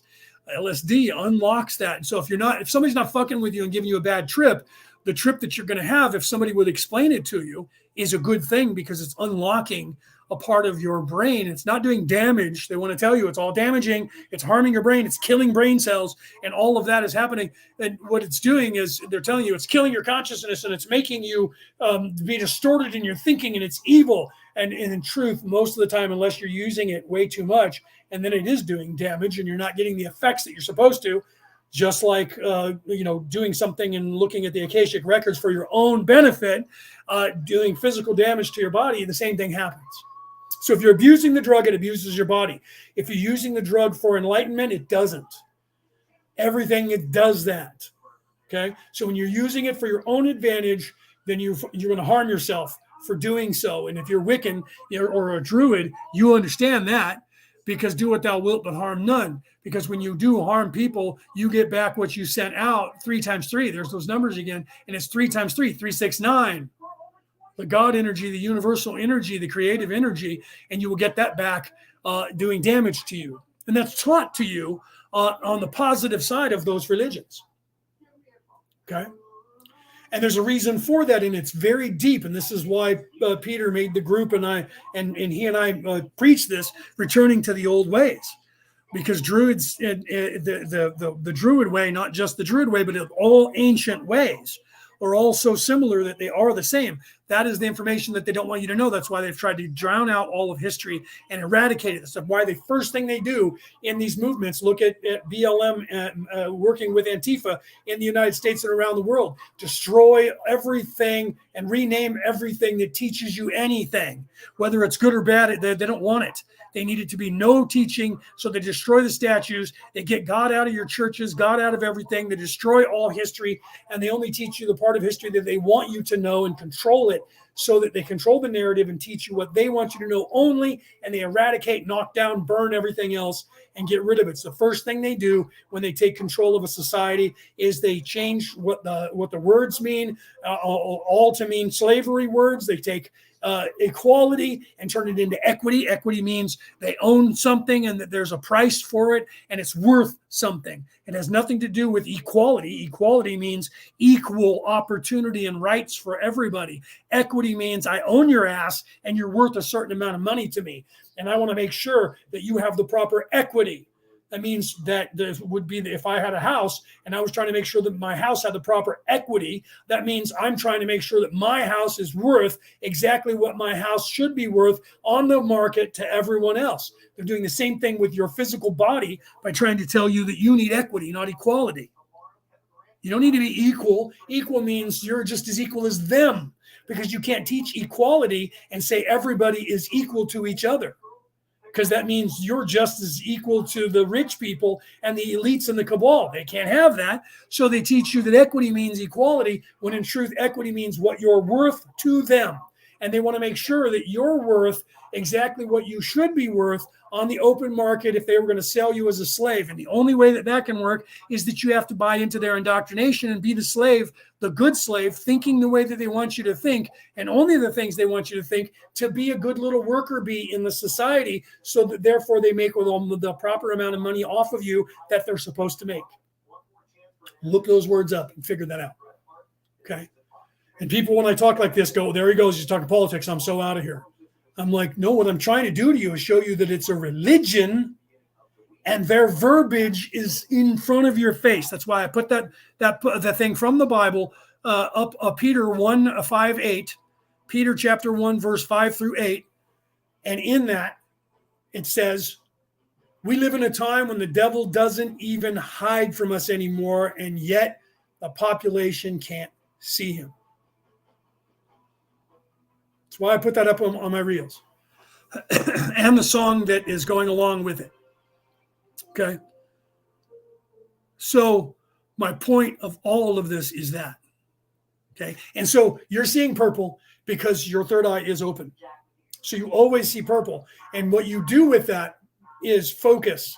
And that is learning to look with that third eye and see with it. To remote view, to go to other places, to astral project, dream walk, all of that. So don't feel bad when you always see purple, because you're seeing the life energy. And that's why if you look at that song that I have, Sade's Kiss of God in there, she says, look to the sky, it's the color of love. Because the truth is, before the night sky, before it goes completely black, it is in fact what? Goes into the lavender, into the purple. It goes through the spectrum, and it goes into the red and the yellow and then the indigo and then into the purple and then goes to the darkness. Do you see? So and I show you all of the different forms of energy in that reel. And if you listen, and she says, look to the sky, it's the color of love. If you look, the predominant energy color you're going to see wrapped around everything in all of those pictures is purple. Okay. So subconsciously, if you ever watched that reel, you were getting that in your head through osmosis, whether you were aware of it or not. But for those of you who were awake and you saw that, you were like, it's bloody brilliant. And he used the song by Sade, where she's literally singing about the kiss of God. And she says, something in me drawing me to you. That's the portion of the song that I have, the chorus of the song. Something in me drew me to you. Look to the sky. It's the color of love. That's why that words are in that with those visuals, in the why those visuals mean what they mean in there. And if you look at that, I'm showing you the Taurus. I'm showing you the 3, 6, and 9. I'm showing you infinity. I'm showing you infinite wisdom. I'm showing you infinite love, infinite power, and that your heart chakra is the source of all of that, and that you are the source of all of that. And she was telling you that in that song. Okay. And you should, right? Penny says, I also see the energy in a golden color, also in a tunnel effect. And the tunnel effect, when you hear about people that are crossing over to the other side, you will hear that they went through a tunnel to do so. That is going through, and that's the top of the Taurus. That's why that's why I show that in my opening video as well. And I show that in the theme of all of my Tauruses. If you look from the top down or the bottom up, and you look through the center, it is a tunnel. And that tunnel goes into the 0 point.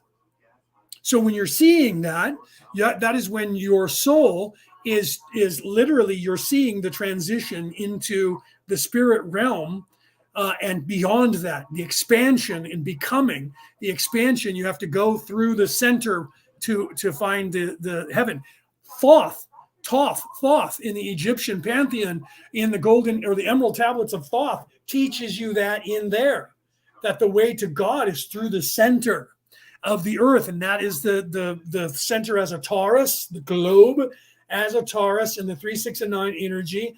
And it's open in the center from the top and the bottom. When you're there looking up or looking down, it is literally a tunnel that goes all the way through. But if you go into it, you diminish into the center to the 0 point, and then you come out the other side. And the energy of all the universe, the infinite energy, which is the figure 8, energy that closes that circuit into infinity itself, is the creative energy that never is ceasing, and that is infinite forever. And the only way to access that is to go through the center. And when you're seeing that tunnel, that is your higher self showing you the way. Okay. And when people are dying and have an out-of-body experience, they're being shown the way. And then they pop back into their body, and then they go, I went through this tunnel. And when I got through, they never say I went all the way through to the other side. They say I went into this tunnel, and then there was this light. And then when I got there, I was told it's not your time, and they sent me back. So if they really analyze that, they never reached the other end of this tunnel. They got to the center of the tunnel where there was this bright light, and then they were pushed back because they went through the center. That's going into the underworld. In the ancient religions, they talked about going into the underworld, and I talked about that last week, that the underworld literally meant, most scholars don't know this and most theologians don't know this, going into the underworld didn't mean going into the place where the devil is and where evil is, where darkness is. They use that in a 3D place to take you out of your seeing, hearing, knowing, smelling centers of the place, this yellow ray place of doing, to alienate you from that, so that you were forced to only feel the energy. Ra says when they built the pyramid in Giza, it was designed to do the same. And it vibrates, and we know this physically now, that it vibrates at a certain frequency in different chambers. And it was designed, and Ra said this, for you to go into one chamber and sit down, and it alienates you so that you have anything happening to you from the outside world in this reality. And the vibration then pulls you up into a higher realm, and it expands your consciousness. It opens up these eyes, and that we don't need those anymore because we're currently doing it without having to have that tool. But 5,000 years ago, 10,000 years ago, when that pyramid was built, we needed those tools because we were so far away from the light. We did not have the ability to do that. In the 1960s, in the world, people were taking psychedelic drugs because they were enlightened enough to where the psychedelic drugs would then enlighten them more and open up those doors. Here, come forward now to 60 years later, we're currently able to do this at will without drugs or medication.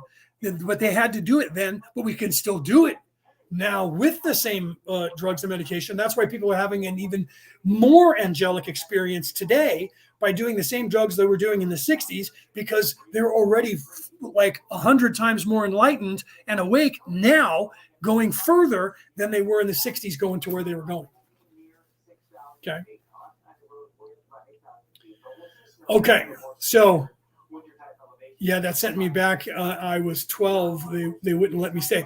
Right. See. Okay. So that you were 12 years old and you crossed over and they made you come back because it wasn't your time. And you had gotten out of your body and started transitioning. And they're like, whoa, whoa, whoa. And see, there's the lie where they tell you that's the trap that has been set up by evil aliens to trap your soul. This is what the ancient aliens people are teaching today. The big narrative that they're all running down the field of, and they believe this is the truth, and that this is the lie. Don't go into the light, and don't let them tell you that you're on a secret mission and that you're going to come back, because then what they're going to do is zap your soul and eradicate your memory and stick you back into a body, and you'll come back here and you won't remember any of it, and then you're going to be stuck here forever in this prison. And that's a lie. It's just what they're teaching these people in the narrative, based on that whole lie that Zechariah Sitchin came up with translating Anunnaki into meaning the god Anu came to Earth, which then was mutated by Giorgio Tsoukalos in 2012 to those from the heavens came, and the entire ancient aliens world ran with that, and now Anunnaki became an entire species from Stitchin's wrong translation of those words, Anunnaki, thinking it was Anu-na-ki, and meaning the god Anu, which was an Akkadian god, and he knew the word of the Anu from the Akkadian language, so they must be the same people because they live next to each other, so they must be referring to the same god. He made that assumption, not knowing that the word Anu and Na together meant royalty. But the people who actually translated the actual language will tell you, linguists will tell you now, he translated that wrong in 1948. They ran with that since 1948. And now, literally since 2012, they've changed the whole pantheon of Marduk and Tiamat. And now they're calling Marduk Anunnaki Marduk. So he's literally become Anunnaki Marduk, and that changed quickly. But in 2012, they added Anunnaki onto that list of the pantheon gods that was not on there before. And they said, well, it must have been a mistake because our God, Stitchin, said so. So there, and then Giorgio Tsoukalos made them a race of people by saying those from the heavens came. And they played that for 10 years on Ancient Aliens on television. And because of that, now that's a race of people, and they've usurped the people that were on Planet X. There was a completely different name of those people. You can go back into the old Ancient Aliens television programs and watch it. And then after 2012, all of a sudden, 2013, 14, then all of a sudden they changed. Now in the 2020, it says 2020, 21, 22, and 23. Now all of a sudden the Anunnaki are the people from Planet X, because now they're a race of people, and they're like, oh, well, now we know they're a race of people and where they're from. And I keep asking them, where do you know that from? Because the only people who did that in history was a Sitchin saying that the god Anu came to Earth. That's what Anunnaki meant, when the actual translation is the prince came to town, came to the kingdom. And that's what the scholars say who understand the language of Mesopotamia. And he said the god Anu came to Earth, and then Giorgio Tsoukalos said those from the heavens came, so they became a race of people. So now the word Anunnaki is all one word, Anunnaki, and that means an entire species of people that don't even exist, that never existed, except for one translation that was wrong and another interpretation of the translation to fit a narrative that was done on purpose to say those from the heavens, because his narrative was he was trying to tell the world that ancient aliens came here, and he needed to prove that, and so he changed that. Now, no, if you're brand new to listening to me, I created and own Ancient Aliens Worldwide on Facebook, the largest Ancient Aliens UFO hunting group on the face of the earth. We're about to hit 300,000 members worldwide that contribute to this, and I created that back in 2012. So know that I'm not taking shots at Giorgio Tsoukalos just because I hate the whole alien thing and I don't believe in it, and I think that they're all wrong. That's not the case. However, when people translate things wrong and erroneously change something to fit a narrative, I'm the person that everybody hates because I point that out. That's why the people in that industry want to be my friend, because they all want to promote themselves on my platform. And that's why they want me to speak with them or for them, because they want to use my name to get themselves into a higher place online to reach more people. So I only allow certain people, and nobody gets to. I don't even promote my own show on that platform. You will not see it there. And when I'm on there and I'm producing for that platform, I'm not promoting my show. I promote that show for that group, and that's it. Okay, so the laws are the laws, and that's the way it is. So I don't even say, well, you guys can't, put your stuff on here. You can do that, but you can't put commercials up there. We don't allow any commercials up there. But you can get in a discussion and you can talk to it and talk about it and tell people about your shit. We don't have a problem with that because unless we think that you're only on there to do a commercial, and then we'll tell you to back off. Okay. So when people are saying things wrong, I point that out, and that pisses off people in all the industries. And like Peter said the other day, if you're in the groups, the chat groups, Peter GV posted that, continue posting the truth and let your friends sort themselves out. Let your friends list sort itself out.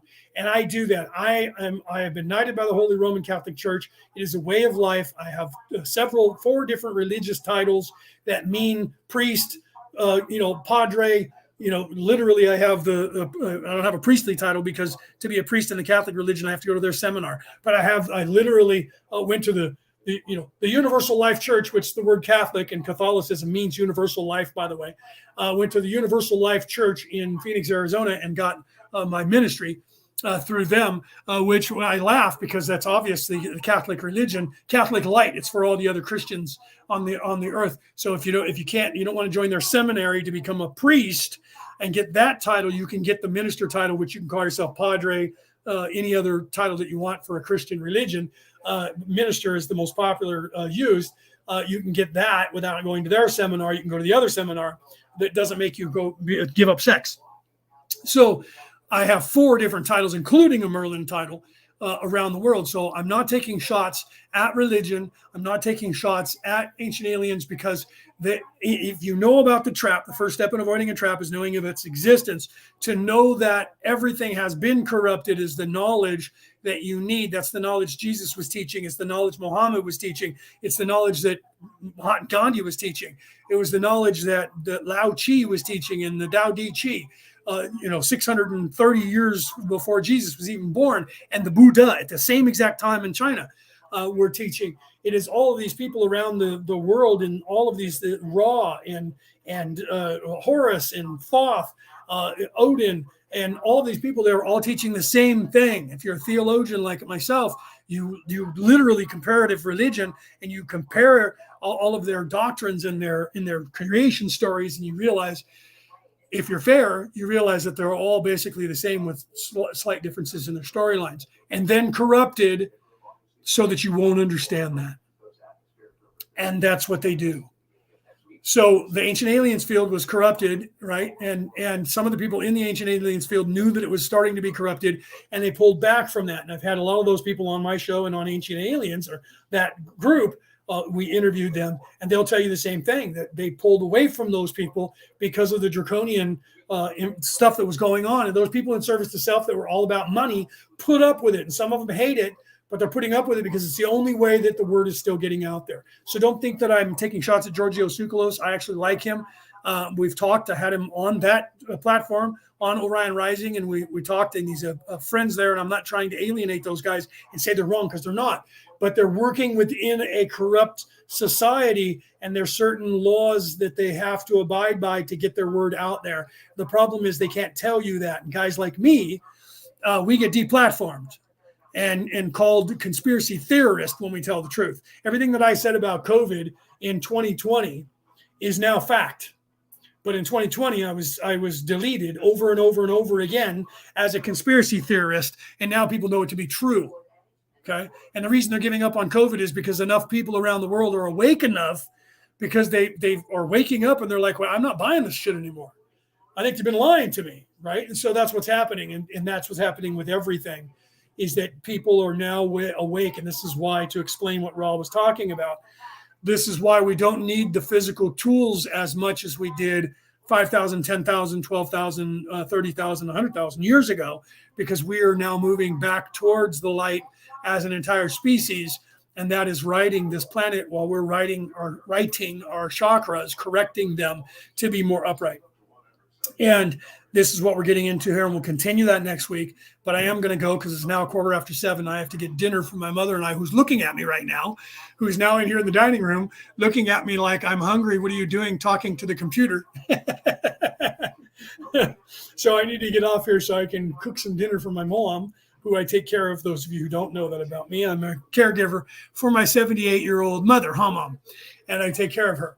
I did that with my grandmother forever. So you guys have a great night. Have a great weekend. I love you guys. And just know that the first step in avoiding a trap is knowing of its existence.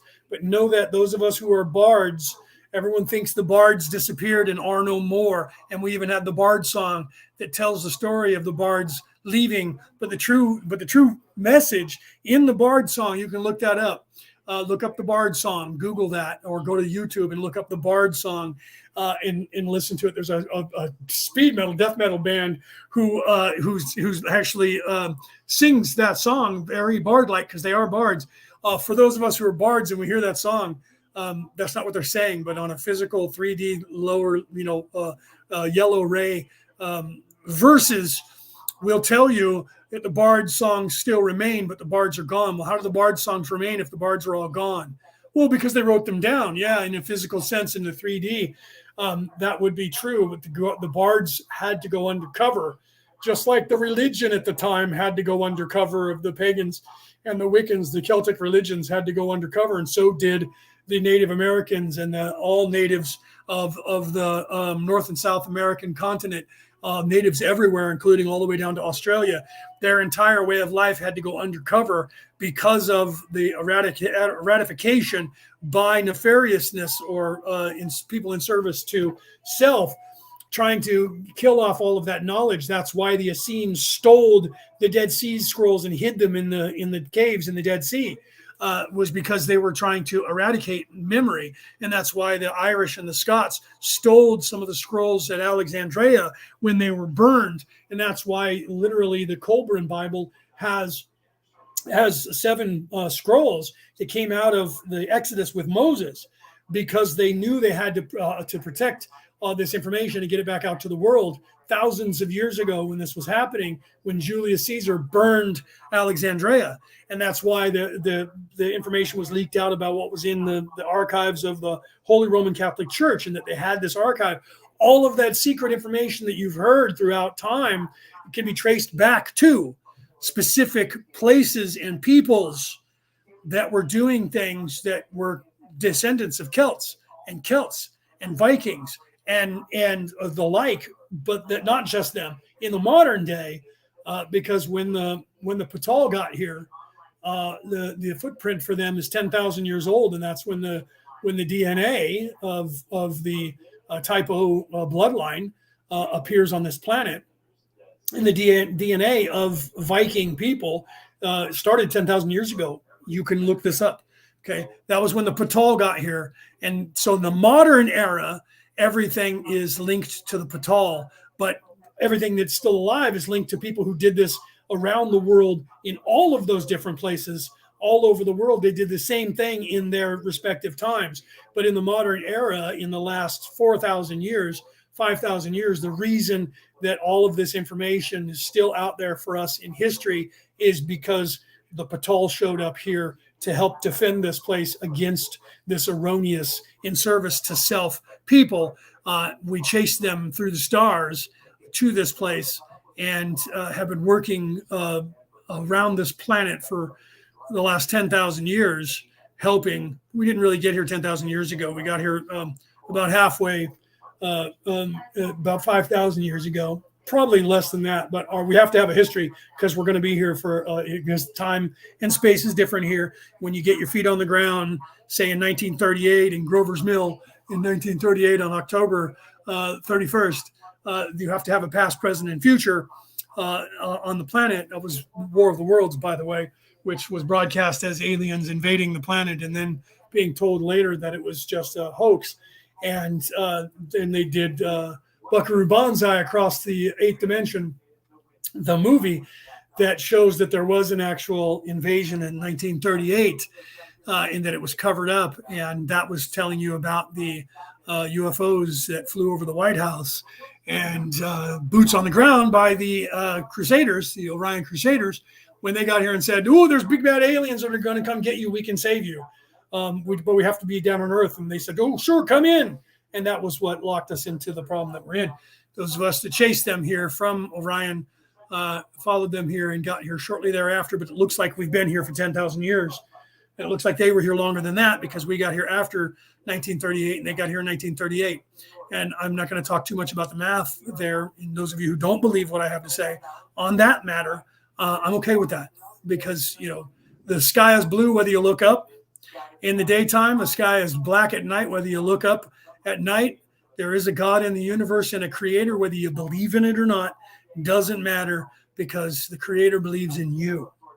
Okay. So whether you want to think there's a coalition here or not and think that we just made this up, there are other people that have no idea of the Orion Coalition of Light who will tell you the story of the Patal and it will tell you the story of the Orion Crusaders coming from Ra, for one, about the Orion Crusaders. But that Ra doesn't tell you about the Orion the Orion Coalition of Light. But psychics are now channeling that and going before that coalition and understand that coalition. And the people who tell you about the Patal won't tell you about either one of those other ones. However, all of those are linked because some of us know that. And those people usually take a title that is Melchizedek. But I'm not one for titles. And that's why I don't like, and I don't put that all over my shit. Where some people, you go to their Facebook page and there's all their pictures or titles of what they do and what they have because they feel like they need to show you all that. I'll tell you about it if you ask, and I'll show you what I have if you ask. And I give you a little synopsis so that people don't think I'm just some schmo, but most people do. And they think I'm lying, and I'm okay with that because only people who are egoic and are not trusting of anyone and don't have the sight to see will think I'm lying about everything because they are gauging me by them. And there's no way I could have what they don't have. So they have to hate on me and have to say I lie about it. And that's why I tell people, don't believe a word I've said. Go and look it all up. And that's why when I tell somebody that I'll be working with them in the future, I then will maybe remind them of that, but I don't come after them because I want them to look at me and I want them to wait and make up their own mind. And what will happen in the interim is the same thing that happens 100% of the time. They'll go off and start following other people and also following me, and they'll weed themselves back to me every time. And so I do that waiting for the right time. I don't press. I don't try to control you. When you're ready to listen, you will. And otherwise you'll find someone else that more appeals to you. And I'm not the only one doing this. There's millions of us on the planet, and there always have been. So you will find someone that fits with you unless you're led to me. And the universe will make you find me if you're supposed to be here. And if you last more than 30 seconds and don't get pissed off at me in less than 30 seconds, then you might tend to come back. And those of you who know that, you're still listening to me because you know. And that's why I encourage everybody to don't believe me. Don't take me at my word. Go out there and look at everybody else because you're going to weed out. You're going to learn. Like Penny said before, okay? Because you're going to. Eventually, you're going to see it happen, and you're going to stop trusting people as easily, but then you're going to start looking at other people harder, and then you're going to be waiting and waiting. Like Cassie, she'll tell you this. She told me this. She waited almost a year paying attention to me and waiting for me, just knowing I was going to show my colors like everybody else did in that year, in that 9 months, that did the same thing. And she just checked those ones off. Nope, there that one goes. Nope, that one went. And who was she left with? Me. And said, I got to give this guy a try. I've been trying to let him hang himself, and he never has. I've given him every opportunity to do what all of those other people were doing to me in the same time, and he never did it. Okay. And that's what, and so like Penny, she says, oh, Leo, I love you. I love you, your family to me, right? That's because you've done that. You did it. You did that when we first met. And I know that everyone does. And I encourage that. And I don't see that. I don't have an ego. So I don't look at them and go, you had to vet me? You better vet me. Don't trust me. Don't trust anyone. You're living in a place where people try to lie to you and pretend that they are. That's the false prophets. That the lesson, and if you're Christian or Hebrew, the lesson of that was beware of false prophets, because those are the people that are going to talk like me, that are doing it for money and for themselves. And those are the ones that you have to be aware of. I'm not saying I'm a prophet. I would be considered a prophet if this were 3,000 years ago. I'm not going to lie about that. But I don't have the ego to tell people I am the prophet Leo. because I see myself as the humble messenger, like Ra, the humble messenger of the law of one. I am a humble messenger of the. I teach you the law of one, but I follow the law of love. And he tells you that there are those who teach the law of love, and I am one of those who teach the law of love. Cassie's now realizing that, and I haven't told her that. So if she hears this, we talked about it last night, and I didn't give it to her, but she knows it, and but I didn't say it like I just said it to you. That there is the law of one, and those who teach that.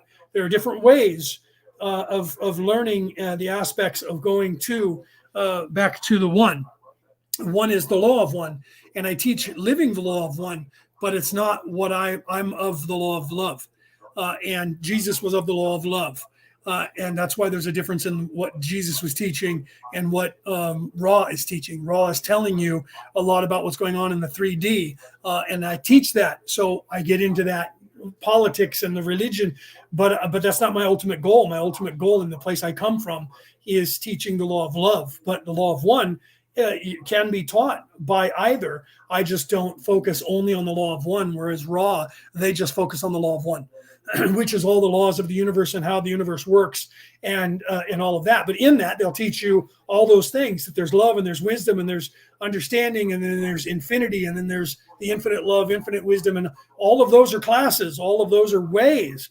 And there are people that will only teach you infinity and the laws of infinity, like the law of attraction. Those people will only teach you the laws of attraction.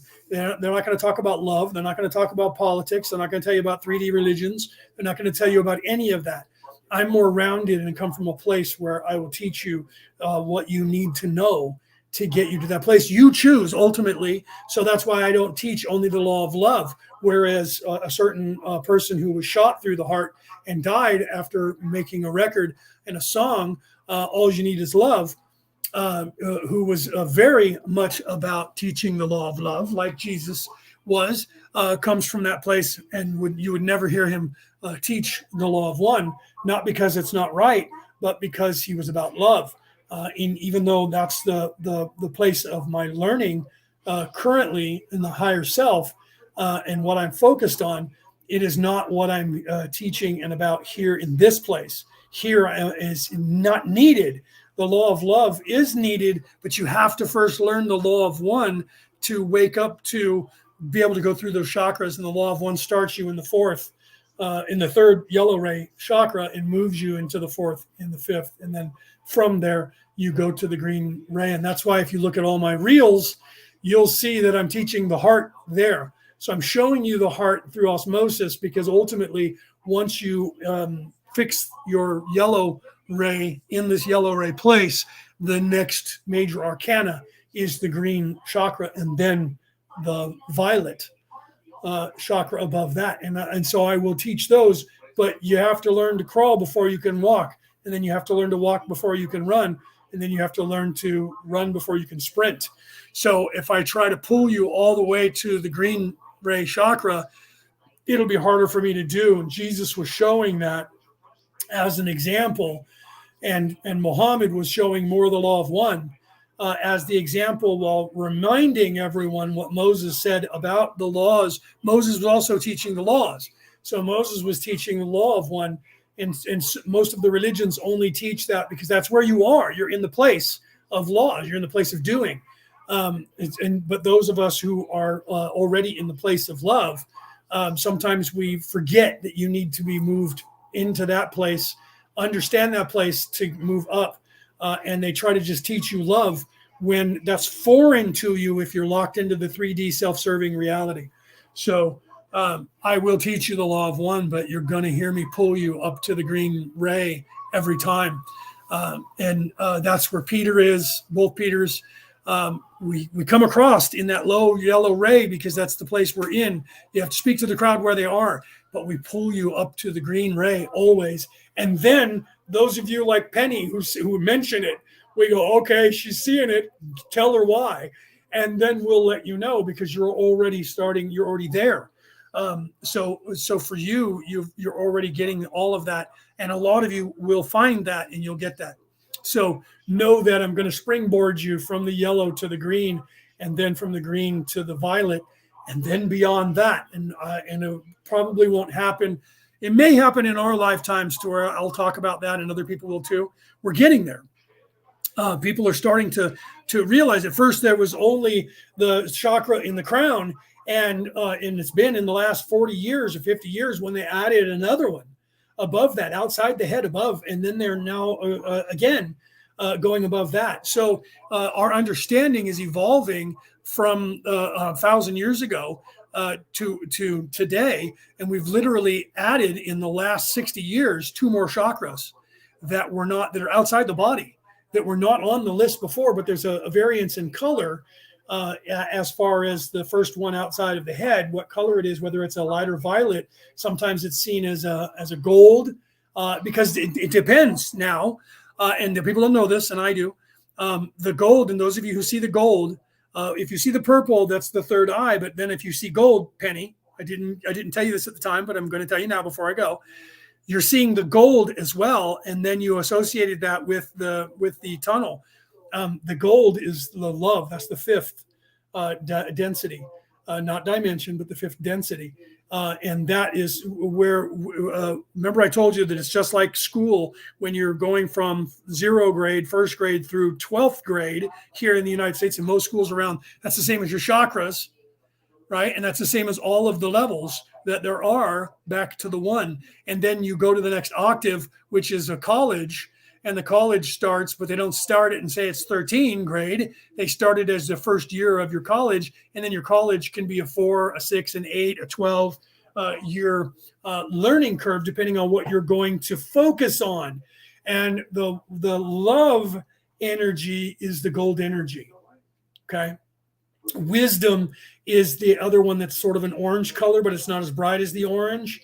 It's that one that's the in between the violet, and that's why they see the from the purple they kind of go violet, and then some go kind of an orange, and then some go white, and then sometimes you see it as the gold, because those are different people that are seeing the same energy, but their soul has focused and has already chose to focus. Yeah, the crimson color has already focused to jump to that place, and they don't realize it here in this place that what they're focusing on, because here you get the general education, and then you go to the college level as an adult, and then you pick which one that you want. Are you going to learn only wisdom? You will learn them all, but which one are you going to learn first? Are you going to concentrate on wisdom? Are you going to concentrate on love? Are you going to concentrate on compassion? Are you going to concentrate on the infinite, which is another extension of the laws? So what are, energy and all of that, what are you going to concentrate on first when you go to college? And that's why you see, and I put that, if you look at my reels, you'll see sometimes on there, I show it as a violet color, like you were saying, maybe even the crimson, or a orange, or a white color, and I show that, and I don't make any distinction as to why. And some people get confused and go, "Why are you showing the chakras and you're showing 3 different colors from the brain up?" And because they do mean they're the same place, but they're a different teaching. A different what do you want to call that? What do they call that when you're in college? When you have, your major, what you major in directly here, you will learn all of those. But what you choose directly from here will be the color that you see. And Penny, you, like me, are seeing the gold because you're choosing love. And that's one of the reasons you're drawn to me, but I've never told you this, because I had to wait for you to because everything has to happen on your terms, not on mine. I'm not here to control you. I'm here just to give you tools to help you remember. And when I see that people like you are seeing these things, I immediately will shoot you the tools for your understanding of that. And that's why you're drawn to me. And that's why I've told you before, we're going to work together in the future. And we will. Because not just there, but here, because you and I have chosen the same place to go and the same thing to focus on in our next endeavor after this place. We're both going to be working on love. So that means that love is going to be a great deal of what you work on here as well, more than wisdom or more than laws.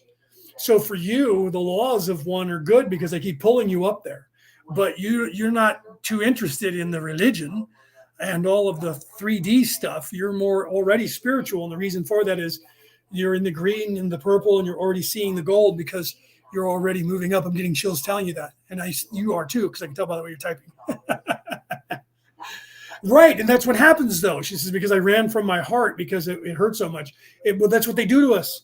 They do the damage to us to keep us out of balancing those. That's what Jesus was teaching us. And that's why Jesus was here in that time as that character was teaching the love. But the love chakra here in this pain body is in fact green. But when you leave the pain body and you move up into the plane of non-physical, it's gold, the energy. And that's where you hear that Japanese, or is it Chinese song where they talk about the gold lion. And if you ever heard that song about the gold lion, and pay attention to gold meaning love in the higher realms of spirituality, and go back and listen to that song. That girl, there's a girl that sings it in English. And they're from I don't know if it's Japanese or Chinese. I think it's a Japanese band, because the lion is predominantly Japanese more than it is Asian or more than it is Chinese. But they both have that because their religions are very similar. Their creation stories were very mixed because of those peoples, or very mixed. But the dragons, the gold dragon is the same. And all of those dragons represent gold dragons, red dragons, purple dragons. All of those represent the same chakras. And they also represent different things in us. I'm a yellow dragon in one place, I'm a gold dragon in another, and I'm a red dragon in another. And I didn't realize that when I had a conversation with myself, when I had a conversation with a red dragon in a meditation, and the red dragon knew my name, and I didn't understand why. And it took until later when I realized I was speaking to myself in another realm, and I was in that body. I was that dragon. And that dragon was a red dragon in the 3D, but it wasn't but the chakra meant, because red can also mean love here. So it depends on where you are in the understanding or the understanding of each chakra point. Even though the red chakra is the beginning chakra, the beginning is also love. So there is an aspect that is not in self-serving to the red ray beginning, and that's why roses are red, and people talk about that, and violets are blue, and there's a reason for all of that. And those rhymes, those were written in a time when they were trying to teach about all of this stuff without letting people know they were teaching that. And so a lot of these rhymes that we know that we think are hickory dickory dock, we think are just riddles and rhymes that don't mean anything, are actually teachings that were taught spiritually on purpose, and for people to memorize so that they could then realize what they were doing. And that's why the letters to the churches written in the Hebrew style, or in the Bible style of writing, stylistic. On a 3D level, it was just Jesus or God warning the churches. But in truth, it's the balance of the chakras and how to balance your chakras. And I tell people that all the time. Go back and read in the Revelations, Jesus's revelations in the letters to the churches, and start with the red chakra and look up what each chakra means, and read the first church. And there's exactly how many of those? There's 7 major chakras, 7 major churches, and each one start with red and go through all of the chakras and listen to what Jesus says in the letters to the churches, and warning the churches in Revelation. And it's literally telling you, if you don't balance your chakras, you can't go to heaven. And here's how you balance your chakras. This is how you do it. So that was written to get around the evil algorithms of people when they were destroying religions. They kept that portion in the Bibles because they didn't understand it. They didn't get it because they can't. He who has the ears to hear, let him understand. He who has the eyes to see. They say that in every letter to the churches. And those are usually telltale signs when you hear them say, he who has the understanding, let him, the number of the beast. Let him who has the understanding reckon the number of the beast. There's another reason for that 666. And what they're telling you is that the 666 is 3 sixes. 6, 3 score, and 6 is the original way it was written. And that's trying to teach you that 3 plus 3 plus 3, and showing you that the devil can only go so far, and that's 6. And that the energy of the devil is 666. That's all they can do. 3 times 3 is 9, but 3 plus 3 plus 3 is 6, and they can only get to that place. And so the number of the beast is 666 because the evil people cannot go past that in the understanding of infinite love, infinite wisdom, infinite energy. And that's what that was about. But on a 3D level, it's just warning you on a 3D level, warning you that the devil's number is 666. And some people just see that and think that's the number of the devil because that's what was written. But on a spiritual level, they're trying to tell you that evil can't go past the sixth density, and that the only equation they can get from 3, 6, and 9 is the 3 plus the 6. And what is that? Me, my intention, my 3, and controlling nature becomes 6. And they can only continue to do that over and over. And we talked about that when you do 0.33 or 0.33, that means, 3 threes means infinity in math. So 3 sixes means that forever they can only achieve the my intention controlling the space-time. And that's all they can do. That's what that was about. And so knowing in the future, mathematics would be 0.333, meaning infinity, or 0.33 or 0.3 to the third power would tell us that goes on for infinity at that point, from that point on. Knowing that, so he who has the understanding, let him who hath the understanding reckon the number of the beast. It is 6, 66, meaning 6 with a to the third power, or 6.33. So they could only go halfway through the sixth density, and they could not create because they didn't have the ability to get to and achieve the hex boson, the creative energy. And that is what that was telling you. If you're on a higher spiritual level, I should do that and sit down with the Old and New Testaments and do what I'm doing with the law of one at some point. I may in my life. Right now, the people in religion would hate me and not want my show on the air, and they would try to do everything they could do to discredit me, because I'd be picking apart and showing you a part of spiritualism that you naturally will gain with the understanding. So if I get people and pull them to the understanding, you will naturally, and this is why Nikola Tesla said that, enlightenment, true enlightenment comes from the natural enlightenment of the universe. So if I pull you naturally through and give you the tools, you will have the same understanding that I have now, because you'll achieve it just like I did. And I didn't believe anybody who was telling me what I'm telling you now then, but now I know what they were saying. And then I unlock all this other knowledge. You too will do the same, and you will surpass me, I hope, and teach me. And that's why I do this. I pull everybody up as high as I can make you stand before you leave. And then when you do that, that opens up your mind. And then the comments that you make, you start channeling back to me. And then I learn, and I continue to learn. And I try to do that. And that's why I love talking to you guys and working with you, because you teach me while I teach you. And that's literally what it's about. Learn, teach, learn. Okay. So I love you guys. Show this out, show this out, show this out. I am your host, Leonard O'Neill. This is Orion Rising, and this is the Law of One. We will pick up. We didn't get too far in the. We're only on question 5 or 6 or something. I'll figure out exactly where we are. We're 8 minutes in. I'll figure out where the nearest question is at 8:24 in to the session 15. We're halfway through session 15. That's not bad for one session. You know what I mean? Getting that quick. So tune in next week when hopefully next Thursday. I'll be doing a live with Melinda. Those of you who are in the chats, the Law of One class chat and the Returning of the Old Ways chat on Messenger, you know who Melinda is. And I'll have Peter GV. He's already committed today. We were going to do it tomorrow, but Linda had to postpone, and she said she could do it next Thursday. So next Thursday, and I think that's the same time. So I think it'll be 11 a.m. West Coast America time.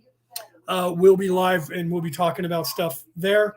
And then again, next Thursday on the Law of One, and continuing on with the spirituality that most people don't understand and hate me for. But those of you who are awake and waking up, you're the lions that I'm trying to help wake up as fast as possible, because then you're going to help wake up everybody else as fast as possible. And you'll pay this forward in whatever way that you came here with, whatever skills you have.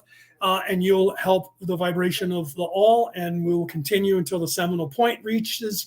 And when we reach that seminal point, there'll be a mass enlightenment on this earth. That is what we've been working for thousands of years, tens of thousands of years to accomplish. Remember, I am a druid, and the druid way is the way that everybody adopts. Even the Chinese Communist Party has adopted the druid way of trying to wait through time and make little changes to fix things. They all found out the Druid way and realized it worked over time.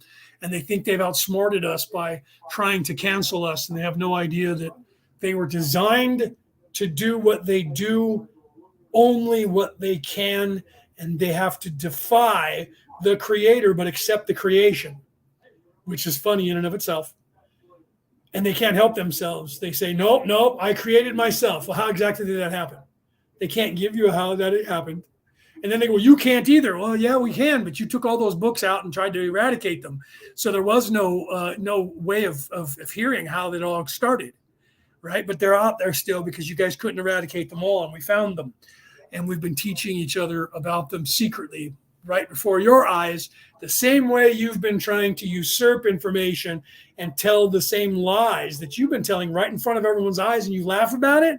For those of you, if you're here right now, you're not here right now because you're not evil, because no evil person would be here right now unless they just popped in. And even by me telling them this, they can't do anything about it. Here's the real secret. The real secret is we have been embedding information hidden in everything forever, just like you guys have done, and you can't see it. But we can see what you've done. Only the people who are asleep can't see what you've done, and you guys can never see what we've done. That's the beauty of how the creation was created, is that we can see you, but you can't see us. You only see us when we are being enlightened, and that really you hate it, and it pisses you off. So you have to try and destroy the physical, and that's the only thing you got, because you can't do anything about the spiritual. So you have to convince everybody there is no spiritual, so that when you kill off the spiritual, like you've done over and over on this planet, they think all hope is lost. Except we know that it's in everything, whether we're here or not. And that was what the Jedi teaching was of Obi-Wan when he said, strike me down now, and you will make me more powerful than you could ever imagine.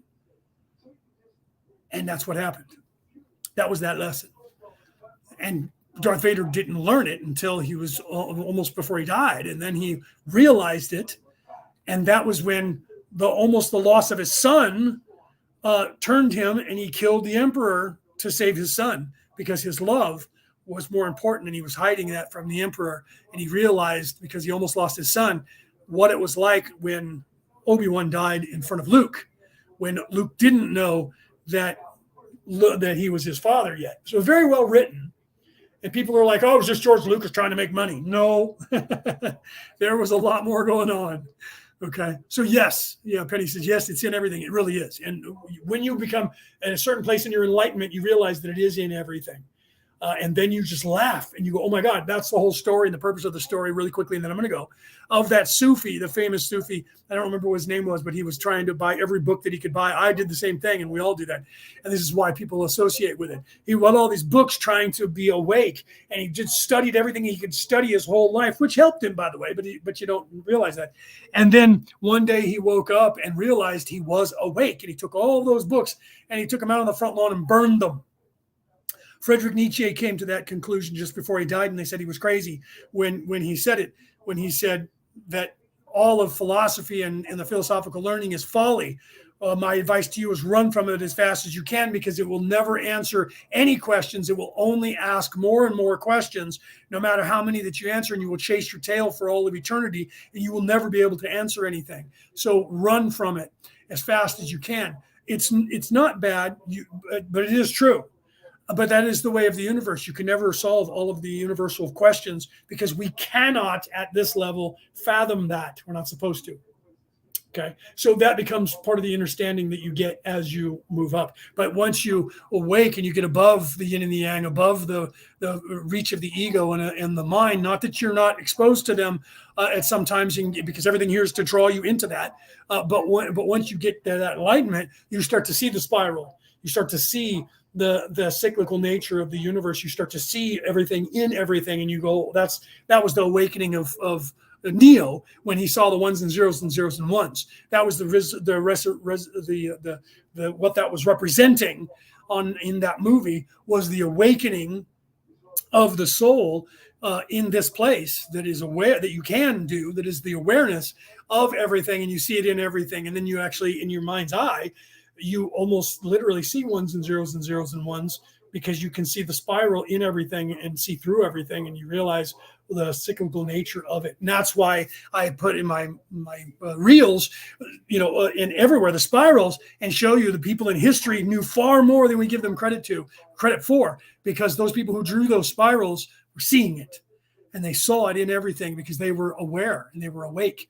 And they saw it, and they were trying to leave that for people to see. And that was the spiral. And that's literally looking straight down the torus from the top. And that's seeing to the 0 point. And that's where all the religions are telling you is the way to heaven is inside. It's through the center. It's through you. It's in you. It's in your heart. And that's literally where that point is. And that's why it's in everything today and depicted with the Vitruvian Man. And every single reel that I post is showing you that 0 point, being the heart, being the creation, being love. All right. I love you guys. Have a great evening. I will see you next week, or you will hear me next week. Have a great weekend.